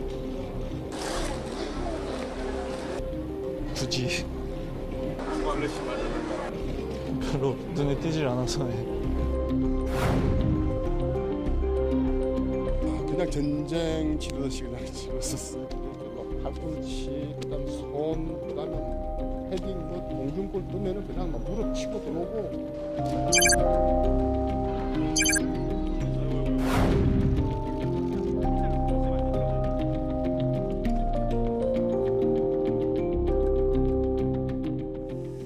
축구 얘기를 계속해서 여러분께 전해드릴 수밖에 없습니다. 오늘 우리나라 축구 국가대표팀이 평양 원정 경기 마치고 돌아왔습니다. 오늘 새벽 0시가 조금 넘은 시각에 인천공항에 도착을 했는데요. 선수들이 또 함께 갔던 대한축구협회 임원이 전하는 평양 축구의 뒷이야기 여러분께 전해드리겠습니다. SBS 보도국 스포츠부의 축구팀장 주영민 기자 나와 있습니다. 어서 오십시오. 네, 안녕하세요. 일단 이거부터 여쭤볼게요. 네. 중계방송은 무산됐습니까? 네, 무산됐습니다. 녹화 중계할 수도 있다고 어제 할 수도 이야기했잖아요. 있다고 말씀드렸는데 예. 제가 이제 와봐야 한다고 말씀드렸잖아요. 일단 이 부분에 대해서 많은 억측이 있어서 확실히 해두고 싶은 거는, 그러니까 뭐 댓글들 보니까 뭐 지상파가 정부 눈치 보느라고 북한의 안 좋은 모습을 보여줄 수밖에 없으니까 중계를 의도적으로 하지 않았다라고 했는데 전혀 그렇지 않고요. 예. 일단 확실한 건 지금 그 남북 대결 중계 영상은 대한축구협회만 가지고 있습니다. 그러니까 저희는 없으니까 당연히 중계를 할 수 없겠죠. 그렇다면 왜 대한축구협회가만 가지고 있느냐? 축구협회에 따르면 그 경기가 끝나면 경기 각종 자료들을 이제 아시아축구연맹에 제출을 하게 되어 있는데 그 자료 중에 하나로 이제 영상 자료를 제출을 하는 겁니다. 근데 그 영상 자료를 한 부 더 떠서 이제 축구협회에게 줬는데 주면서 이것은 상업용으로 사용하면 안 된다라는 얘기를 들었다고 해요. 그래서 축구협회 입장에서는 그 영상의 권리는 아직까지도 북한에게 있기 때문에 축구협회가 이거를 지상파 방송으로 중계를 하게 되면 상업적으로 쓰는 게 되잖아요. 결과적으로. 그렇기 때문에 축구협회에서는 이걸 중계를 하게 제공할 수 없다라는 입장이고, 그래서 이제 그래도 국민의 알 권리를 위해서 이거 관련해서 취재는 허락을 해줘야 되는 거 아니냐라는 그러니까 이제 스포츠 뉴스 오늘 주영진의 뉴스 브리핑에는 이미 왔으니까 쓸 수 있다고 저도 기대를 했는데 그것조차 안 됩니까? 그건 이제 법적 검토를 하고 있고요. 대한축구협회가 지금 이제 잠시 후에 3시 반쯤에 이제 대한축구협회 그 사무실에서 그 담당 기자들에게만 그 영상을 공개를 할 겁니다. 취재용으로 일단 공개를 해서 기사는 쓸 수 있게 협조를 해준다고 했고요. 그다음에 영상은 이제 기본적으로 A매치 중요한 국가대표 경기 같은 경우에는 어디가 중계를 하든 2분 정도의 영상을 이제 제공을 하게 돼 있거든요. 그 이제 국내법에 따라서 그렇게 하는 건데 이거는 이제 북한이 권리를 가지고 있기 때문에 국내법을 적용하기는 어려운 것 같고 국제법적인 검토를 해봐야 된다는 게 일단 축구협회 입장입니다. 그러면 3시 반에 공개한다라고 하는 것은 그때 3시 반이면 바로 쓸 수 있습니까? 축구협회가 제공하는 영상? 볼 수만 있게 해주는 거죠. 취재 기자들한테. 기자들이? 네. 경기장에 못 갔으니 경기가 어떻게 진행이 됐고 어떤 내용이 있었는지만 보게 해주고. 그거는 신문 기사용이죠. 그렇죠. 방송 기자들은 영상을 써야 되는데. 근데 영상은 또 다른 문제잖아요. 영상의 예. 권리가 이제 있는 문제이기 때문에 그 부분에 있어서 이제 축구협회에서 자문을 거쳐서 2분을 축구협회 입장에서 제공을 하고 싶은데 나중에 그렇죠. 이제 축구협회는 당연히 그러고 여러 가지 싶겠죠. 문제가 또 불거질 수 있기 때문에, 그러니까 축구협회 입장에서는 어떻게 해석하냐면 이 영상은 전력 분석용으로 제공을 하는 거다. 라고 이제 내부적으로 제공을 하는 거라고 축구협회는 해석을 하고 있습니다. 아직까지는. 예. 중계 방송을 할 수 없는 상황이죠, 지금. 주영민 기자가 여러분께 명확하게 이야기를 해드렸네요. 사실은 오늘 아침까지만 해도 자, 지상파가 오후 5시에 녹화 중계 편성됐다 이런 보도가 나왔다가 바로 조금 뒤에 오전 한 10시쯤 돼갖고 중계가 무산됐다. 예. 그러면 지상파 방송사 관계자들은 축구협회가 갖고 있는 그 영상을 아예 보지도 못했습니까? 몇 명 본 사람들은 있어요. 그 중계 영상을 협상과 확인하고, 관련된. 예. 이게 축구협회가 이제 그 경기 그림을 들고 이제 새벽 한 2시쯤 넘어서 이제 협회에 왔는데 그 영상도 확인하고 해야 되기 때문에 그런 부분에 있어서 본 사람들은 몇 분 있는데 그걸 보고 이제 최종적으로 결론은 아침에 내리게 된 거죠. 예, 알겠습니다. 저도 그 영상 보려고 아침 일찍 나왔는데 못 봤습니까? 못 봤습니다. 축구팀장인데 예. 못 봤습니까? 없더라고요. 예. 영상이 지워졌더라고요. 알겠습니다. 예. 돌아온 우리 손흥민 선수, 예, 이미 뭐 뉴스에 다 나가서 들으신 분들도 많으시겠습니다만 이번 경기 안 다치고 돌아온 게 다행이다. 이 한마디로 시청자 여러분 충분히 경기 분위기, 관중은 한 명도 없었습니다만 충분히 짐작할 수 있으실 겁니다. 뭐 승점 3점을 못 가져온 거는 뭐 너무나도 아쉬운, 뭐 저희도 아쉬운 경기력을 펼쳤는 거는 뭐 사실이고요. 선수들이 다치지 않고 돌아오는 것만으로도 정말 저는 너무나도 큰 수확이라고 생각할 정도로 경기가 많이 거칠었고요. 뭐 저희 선수들은 뭐 전혀 그런 게 거의 없었는데 그쪽 선수들이 상당히 되게 예민하게 반응하고 또 거칠게 반응했던 거는 사실이었던 것 같아요. 심한 욕설도 많이 와갔던 것 같습니다. 가장 기억에 남는 소리는? 별로 기억을 하고 싶지 않아서요. 네, 안 다치고 돌아온 게 다행이다. 우리 선수들은 안 그랬는데 북한 선수들이 상당히 예민했다. 욕설도 제가 거짓말할 수 없으니까 하면서 욕설도 참 많이 들었다. 그러나 어떤 욕설인지는 말씀드리기 어렵다. 기억하고 싶지 않다 이렇게 얘기했고요. 하나 더 들려드리겠습니다. 최영일 대한축구협회 부회장도 함께 갔다 왔는데 예전에 월드컵에도 뛴 국가대표 출신입니다. 수비수 출신인데 축구협회 부회장은 또 어떻게 경기 분위기를 전하고 있을까요? 설명은 뭐 자기 규정대로 뭐 이렇게 해야 된다 저렇게 해야 된다 그거 자체로만 끝난 거지 뭐 더 이상 말을 시켜도 눈을 한번 이렇게 마주친 적도 없고 뭐 우리가 뭐 물어봐도 뭐 그냥 대답도 잘 안 하고 그냥 그런 식이었었어요. 아이들도 모르겠죠. 오기 싫어서 오기 싫어서 오지 않았느냐 뭐 이런 식으로 또 뭐 그냥 말을 또 그냥 넘겨버리더라고요. 정확한 대답은 안 하더라고요. 어려운 어떤 그런 거는 처음부터 끝날 때까지 사실 다 어려웠던 그런 문제들이 많았었고요.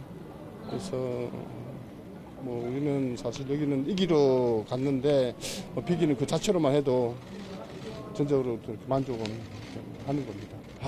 그냥 전쟁 치르듯이 그냥 치렀었어요. 현장에 공항에 취재 나갔다 온 기자들, 주영민 기자가 직접 갔습니까? 다른 기자가 갔습니까? 네, 후배 하성룡 기자가 갔다 예, 왔습니다. 하성룡 기자가 예. 뭐라 그러던가요? 일단 뭐 선수들은 굉장히 피곤해 보였고 의외로 이제 팬들이 한 150명 정도. 그 늦은 시간에 예, 새벽 1시 정도에 이제 입국장에 들어섰는데 보시면은 꽤 많이 나와 있잖아요. 팬들이 굉장히 많은 응원을 해줬습니다. 손흥민 선수도 이제 마스크를 쓰고 처음에는 고개 푹 숙이고 들어왔다가 입국장에 들어오면서 마스크 벗고 조금씩 웃음을 찾는 모습이었고요. 뭐 예상했던 대로 굉장히 거칠었던 경기. 마치 전쟁을 치른 것 같다고 최영일 단장이 말씀하셨는데 뭐 자세한 그렇게 아주 디테일한 자세한 얘기는 하지는 않았는데 얘기를 들어보면 굉장히 막 소리를 지르면서 경기를 했대요. 그 함성 지르고 막 싸움하듯이 그래서 굉장히 위압적인 분위기. 그래서 이거 안 다치는 게 다행이겠다. 손흥민 선수 말대로 그런 느낌. 저 충돌이 황인범 선수가 아닙니까? 그렇게 기사가 나왔던데. 그건 아니고요. 제가 뭐 몇 명 얘기를 들었는데 저 상황에서만큼은 우리 선수가 약간 밀었다고 해요. 오히려 우리 선수가. 우리 선수가 이제 공중볼 다툼할 때 좀 밀었는데 북한 선수가 넘어지면서 굉장히 예민하게 일어서자마자 막 이렇게 막 몸싸움을 하면서 두 선수들이 엉켰고 북한 벤치 쪽에서 안전 요원까지 이제 대기하는 상황이었죠. 최영일 부회장 이야기인가요? 사실은 퇴장을 내릴 수도 있는 거친 파울이 있었는데 북한 선수들이 주심이 제대로 그걸 안 했다. 그리고 자꾸 경기를 끊었다. 뭐 이런 이야기가 있던데. 글쎄요, 저도 경기를 안 봐서 정확히는 말씀 못 드리겠지만 주심이 경기를 자주 끊었다는 거는 일단 충돌을 막겠다는 게 가장 크지 않았겠어요. 그리고 퇴장이라는 게 굉장히 또 양 팀에게 민감할 수 있기 때문에 아마 그 부분에서는 주심이 조금 소극적이었던 것 같고 일단 남북 대결이라는 특수성을 인지하고 들어갔기 때문에 조금이라도 뭐가 좀 분위기가 이상하다 그러면 경기를 끊고 뭐 이런 좀 흐름이 계속 이어지지는 우리의 경기를 할 수 없는 분위기였던 건 맞는 것 같습니다. 그래서 우리 선수들이 내년 6월인가요? 북한하고 6월 이제 사이 우리 홈 경기가 예. 그때는 우리와 북한의 수준 차이가 어느 정도인지 그대로 보여주겠다. 네네. 이렇게 조금 속으로 그렇죠. 좀 이를 악물고 온 듯한 느낌도 좀 있던데요. 맞습니다. 예. 예. 또 하나 기억에 남는 손흥민 선수의 말이 북한의 실력이 어느 정도였냐고 물어봤더니 제대로 붙어보지 않아서 실력을 모르겠다는 식의 얘기를 했어요. 북한이 주목하고 있는 한광성 선수에 대해서도 별로 뭐 눈에 띄지 않았다? 이 정도 말을 했었죠. 예, 알겠습니다. 그런데 저희가 사실은 이렇게 안 다치고 돌아온 것만 해도 다행이다라고 손흥민 선수가 이야기를 했다면 경기 분위기는 정말 안 봐도 참 거칠게 나왔겠구나. 더군다나 홈 경기니까 주심도 조금 북한에 온정적일 수가 있고요. 이 무승부로 끝난 경기 결과에 대해서 북한에서 온 태영호 전 주영 공사 이런 이야기를 했는데 주영민 기자도 아마 들어봤을 겁니다. 한번 화면 보면서 이야기를 해드리겠습니다. 13일이 경기가 있던 날이죠? 15일이 경기가 있던 날입니까? 이틀 전이 북한이 체육절 70주년 그 기념일이었어요. 그래서 만약에 뭐 써있지만 축구에서 졌더라면 최고 전엄 김정은 위원장 얼굴에 똥칠을 하는 것, 먹칠을 하는 것이라고 오늘 한 강좌에서 얘기를 했고 예, 김정은도 살고 북한 선수들도 살았고 대한민국 선수단도 살았다. 무승부라는 결과가 이게 무슨 얘기인지 들어봤더니 한국 사람들은 화가 나겠지만 여러 사람 목숨을 살린 경기다. 만약 한국이 이겼다면 손흥민 선수 다리가 하나 부러졌든지 했을 것이다. 이 태영호 공사 이야기가 전부가 팩트인지는 저희로서는 확인할 길은 없습니다만 그래도 조금은 과장된 부분이 있겠죠. 내부 사정을 그래도 지금 누구보다도 잘 알고 있는 분이 한 이야기인데 그때 13일에 인민일보에서 거의 뭐 대대적으로 그러니까 북한이 세계적인 체육 강국이 될 수 있었던 그 원동력에 대해서 그 김일성 시절부터 그 김씨 일가의 업적들을 쫙 나열을 했대요. 그렇게 대대적으로 보도를 한 다음에 이틀 뒤에 경기를 했으니까 이 경기가 알려지기를 원하지 않았겠죠. 예. 그러면 이제 경기 상황에 대해서는 대략 얘기를 했고요. 어제 주영민 기자하고 어제 방송 끝난 다음에 우리가 했던 얘기 한번 그 화면 동영상이나 이런 거 있으면 한번 좀 보여주시겠어요? 동영상을 보다가 보면 뭐 지금 화면도 다시 한번 보여주십시오. 그 보면은 저 광고판이 있지 않습니까? 뭐 푸른 하늘. 지금은 또 다시 경기 장면이 나오고 있는데 저 광고판이 그대로 있긴 있어요. 근데 저게 사실은 중계 방송을 해서 시청자들에게 노출이 돼야 광고 효과가 있는 건데 저건 왜 해놨을까 싶어요. 그래서 제가 우스갯소리로 그 전에 경기하고 안 치운 거 아니냐라는 말씀을 드렸었는데 또 이렇게 보니까 그 종합 경기장이잖아요. 트랙이 있는 그렇기 때문에 아마 공이 밖으로 나가지 않게 하기 위해서 이렇게 칸막이 형식으로 해놓은 게 아닌가. 축구 전용구장은 아니고 옛날 우리로 치면 종합운동장이기 때문에 경기장이 이제 흘러나가면 공이 멀리 나가잖아요. 그걸 좀 막기 위해서가 아닐까라는 생각이 듭니다. 저기 보면 무역회사 뭐 이런 게 있어요. 근데 무역회사가 중계도 안 하는 경기에 후원을 하는 건 좀 이해가 되지 않는 부분이고 또 북한 사회라는 특수성이 있기 때문에 또 저런 거 아닐까라는 생각이 듭니다. 그리고 조금 더 근접해서 촬영한 영상이 있으면 한번 봤으면 좋겠어요. 지금 저는 이야기를 들어서 지금 제 눈엔 보이는데 시청자분들께는 잘 안 보일 텐데 왼쪽 화면 군인이요? 한번 볼까요? 예, 군인 이야기를 좀 하고 싶어서 그런데. 네네네. 자 그 보면은 근접 사진은 잠시만요, 있을 주영 기자, 텐데. 잠시만요. 저기 관중석 상단에 보면 위 아래로 이 점 2개가 보이는데 넘어가 버렸네요. 사진 같은 거 있으면 한번 좀 보여주세요. 그게 군인들이 안전을 위해서 배치하는 거죠. 그러니까 아시아 축구 정상적인 경기를 한다고 했잖아요, 북한이. 그 정상적인 경기의 전제 조건 중에 하나가 안전 요원이 있어야 돼요, 경기장에. 근데 관중 얘기는 없지만, 관중은 없지만 바로 저 장면입니다. 안전 요원이 있어야 되기 때문에 군인들을 저렇게 위아래로 배치를 했는데 밑에 군인은 경기장 쪽을 보고 있고 위에 군인은 관중석 쪽을 보고 있고. 그러니까 저런 경우는 이제 관중의 소요를 막기 위해서 관중석 쪽을 계속 바라보는 건데 관중이 없는 관중석을 바라보는 참 웃지 못하는 장면이죠. 예, 참 아직까지 이제 많이 가까워졌다 싶기도 한데 아직도 아직도 우리에게 북한은 이해하기 어려운 점이 좀 많은 그런 체제인 것 같다는 생각이 들고요. 이런 특히 중계진이 가지 못하고 취재기자들이 가지 못했던 이런 평양 남북 축구 경기에 대해서 정치권에서도 특히 야권에서는 이렇게 북한이 비협조적인데 무슨 남북 공동 올림픽 개최냐, 정부도 반성해야 된다는 이야기가 국정감사장에 나왔고 통일부 장관도 국민들께 죄송스럽다고 이야기했습니다. 이번에 그 남북 그 축구를 했었죠. 네. 그 세계에서 정말 이례적인 일이라고 지금 보도가 되고 있죠. 네. 깜깜이 관중이 아무도 없는 무관중 그 축구 이게 있을 수 있는 일입니까? 그 북한에서 무관중으로 하고 그에 대해서 중계도 안 해주는 그런 마당인데 지금 대통령 지금 뭐라고 합니까? 중계도 안 되고 관중도 안 되고 있는데 무슨 공동 올림픽 주최입니까? 네, 축구와 관련돼서는 뭐 응원단도 못 가고 또 중계 방송도 이루어지지 못했습니다. 그 부분에 대해서는 뭐 통일부 장관으로서 무거운 책임감을 느낍니다. 정말 죄송스럽게 생각을 하고 있습니다. 짧게요. 대한축구협회가 혹시 뭐 아시아축구협회에 뭐 항의한다 이런 얘기는 없습니까? 네, 일단 뭐 갔다 온 그 증언들을 좀 취합을 해서 논의를 해야 되겠죠. 그래서 뭐 우리가 불이익을 받은 게 있다면 당연히 하겠다는 입장입니다. 예, 오늘 8시 뉴스에서는 축구 경기 네. 짧은 부분이라도 동영상을 쓸 수 있을 것 같습니까? 어떻습니까? 글쎄요, 이 국제법적인 해석이기 때문에 쉽게 나올 것 같진 않아요. 그 축구협회 분위기를 보면 노력은 한다고 했습니다. 알겠습니다. 혹시 동영상이 한 5분이라도 2분, 5분이라도 공개가 된다고 한다면 네. 혹시 내일 또 만나서 주영민 기자와 이야기를 했으면 좋겠다는 생각이 듭니다. 네. 말씀 잘 들었습니다. 네.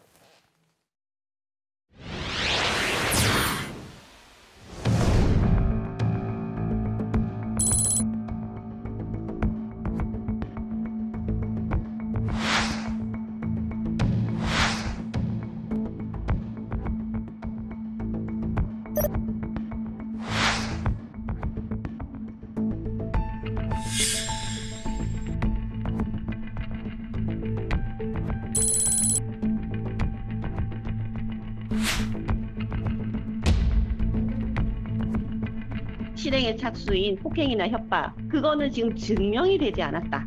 이렇게 본 것 같고요.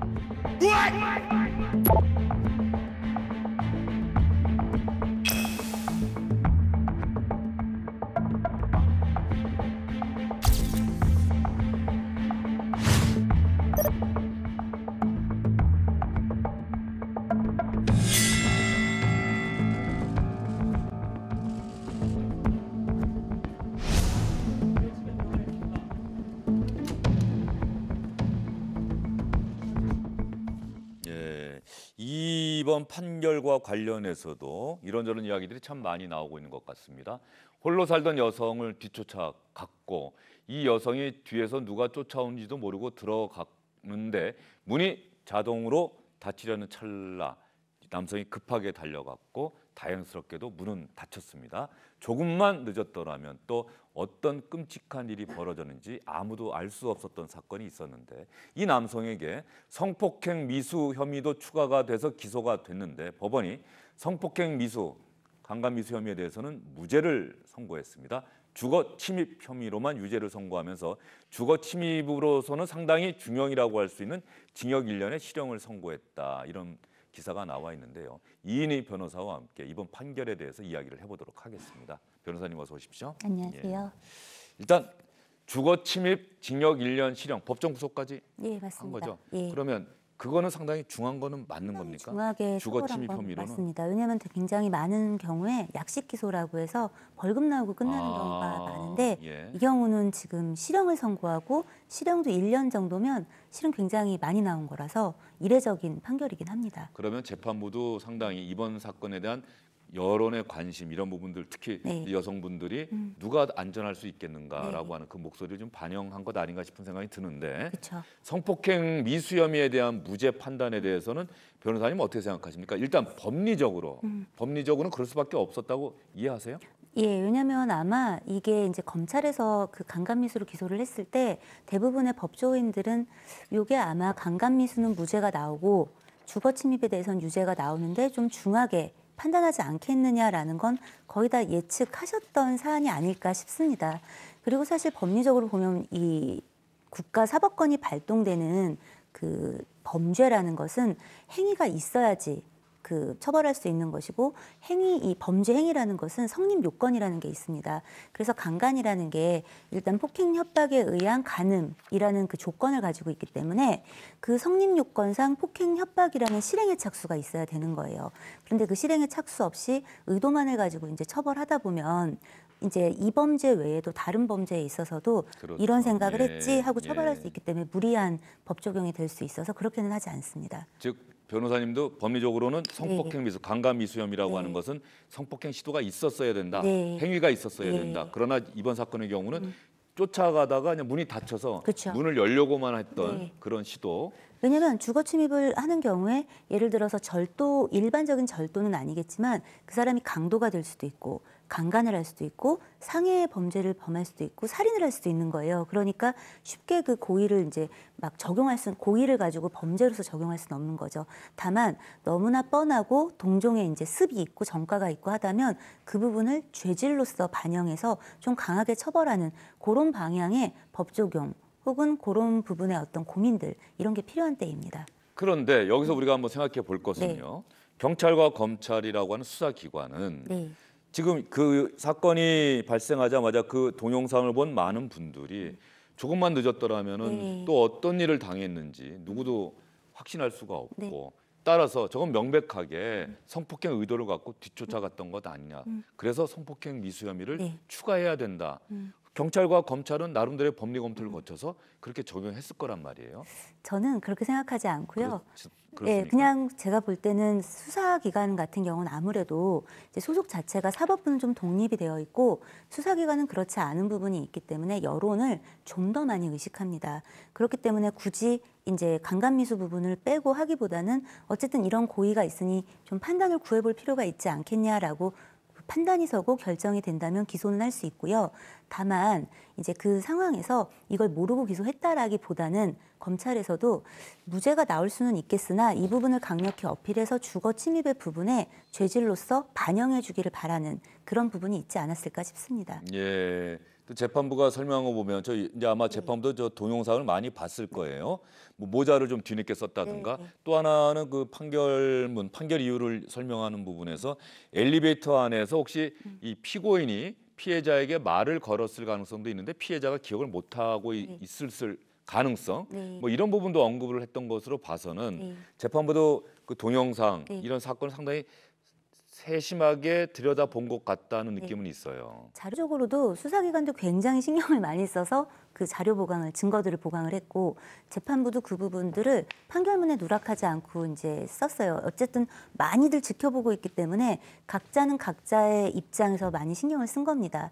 저는 오히려 이 판결이 문제 있었다기보다는 판결은 그래 이 정도만이라도 앞으로 이렇게 그 강간의 고의라든가 그런 예견이 될 만한 그런 정황이 보이는 주거 침입. 그렇죠. 그 주거 침입에 대해서는 좀 이렇게 중하게 처벌할 수 있는 그런 판례가 나왔다는 것만으로도 저는 유의미하게는 보는데 다만 우리가 여기서 이제 왜 이렇게 국민들이 분노하나를 좀 봐야 돼요. 그동안 만약에 이 사건 피해자도 자기가 이거를 인터넷에 올렸잖아요.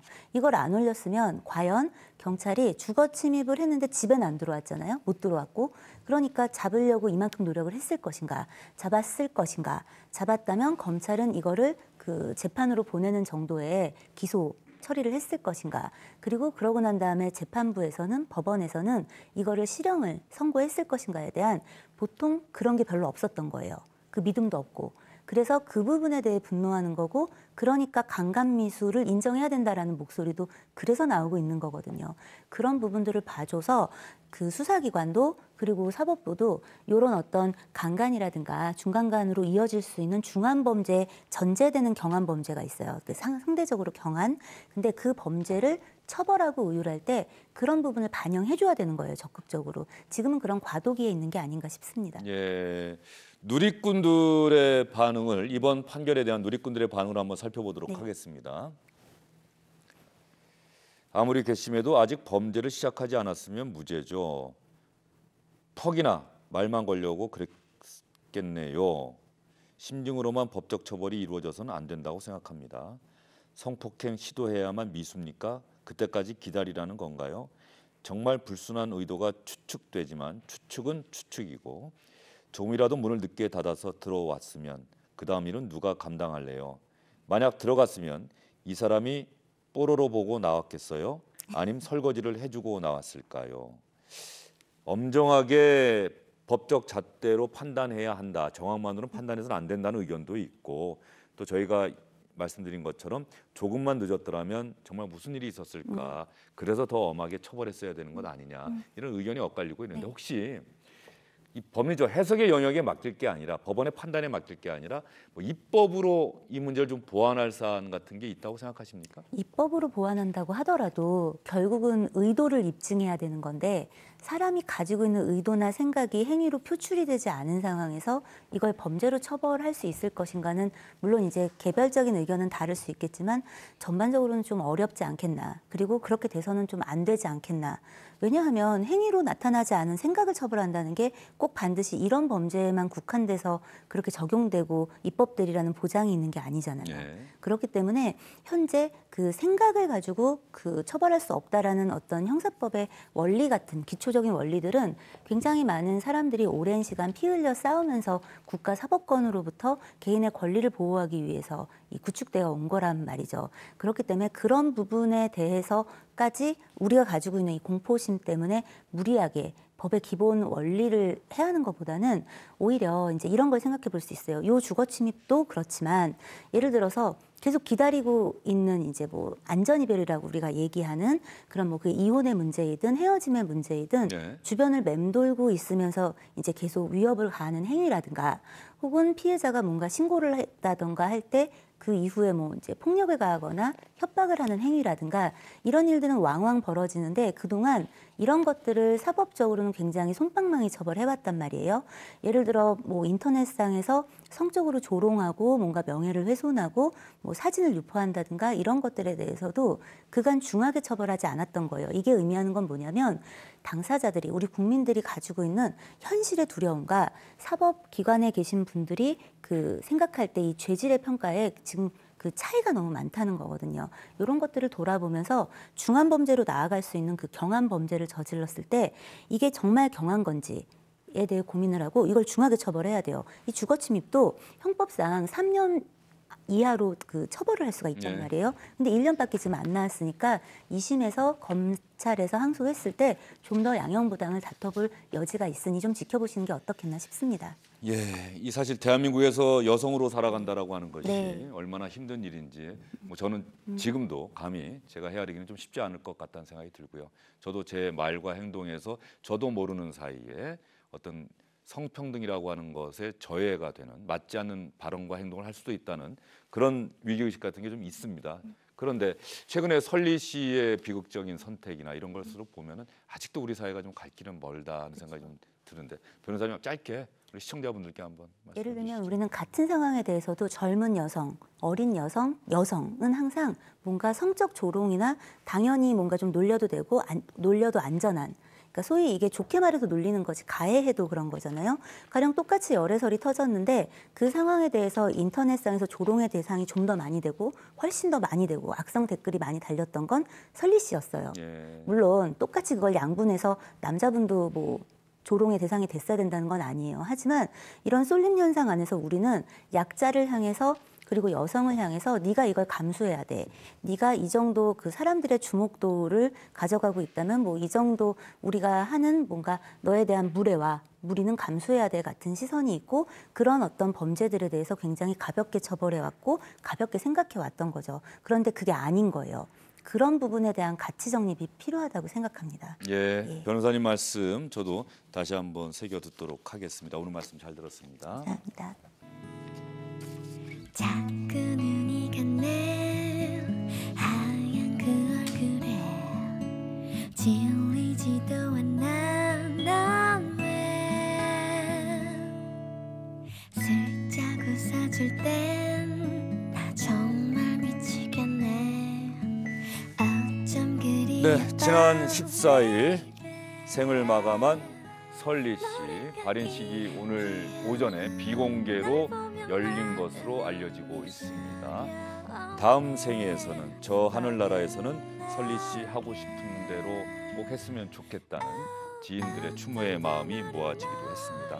설리 씨 지난 9월에 직접 팬들에게 쓴 편지에서는 참 감사한 마음, 앞으로도 팬들과 함께 따뜻한 사람으로 기억되고 싶다 이런 취지의 글을 쓰기도 했는데 설리 씨의 안타까운 죽음을 계기로 해서 우리 사회가 무엇을 해야 될 것인지 특히 악플과 관련해서는 70%가 차라리 실명으로 악플 달도록 하자는데 찬성하고 있다는 이 여론조사 결과를 시청자분들께서도 다시 한번 생각해 주시기 바랍니다. 설리 씨의 명복을 다시 한번 빌면서 주영진의 뉴스브리핑 오늘은 여기서 인사드리겠습니다. 어떤 단어를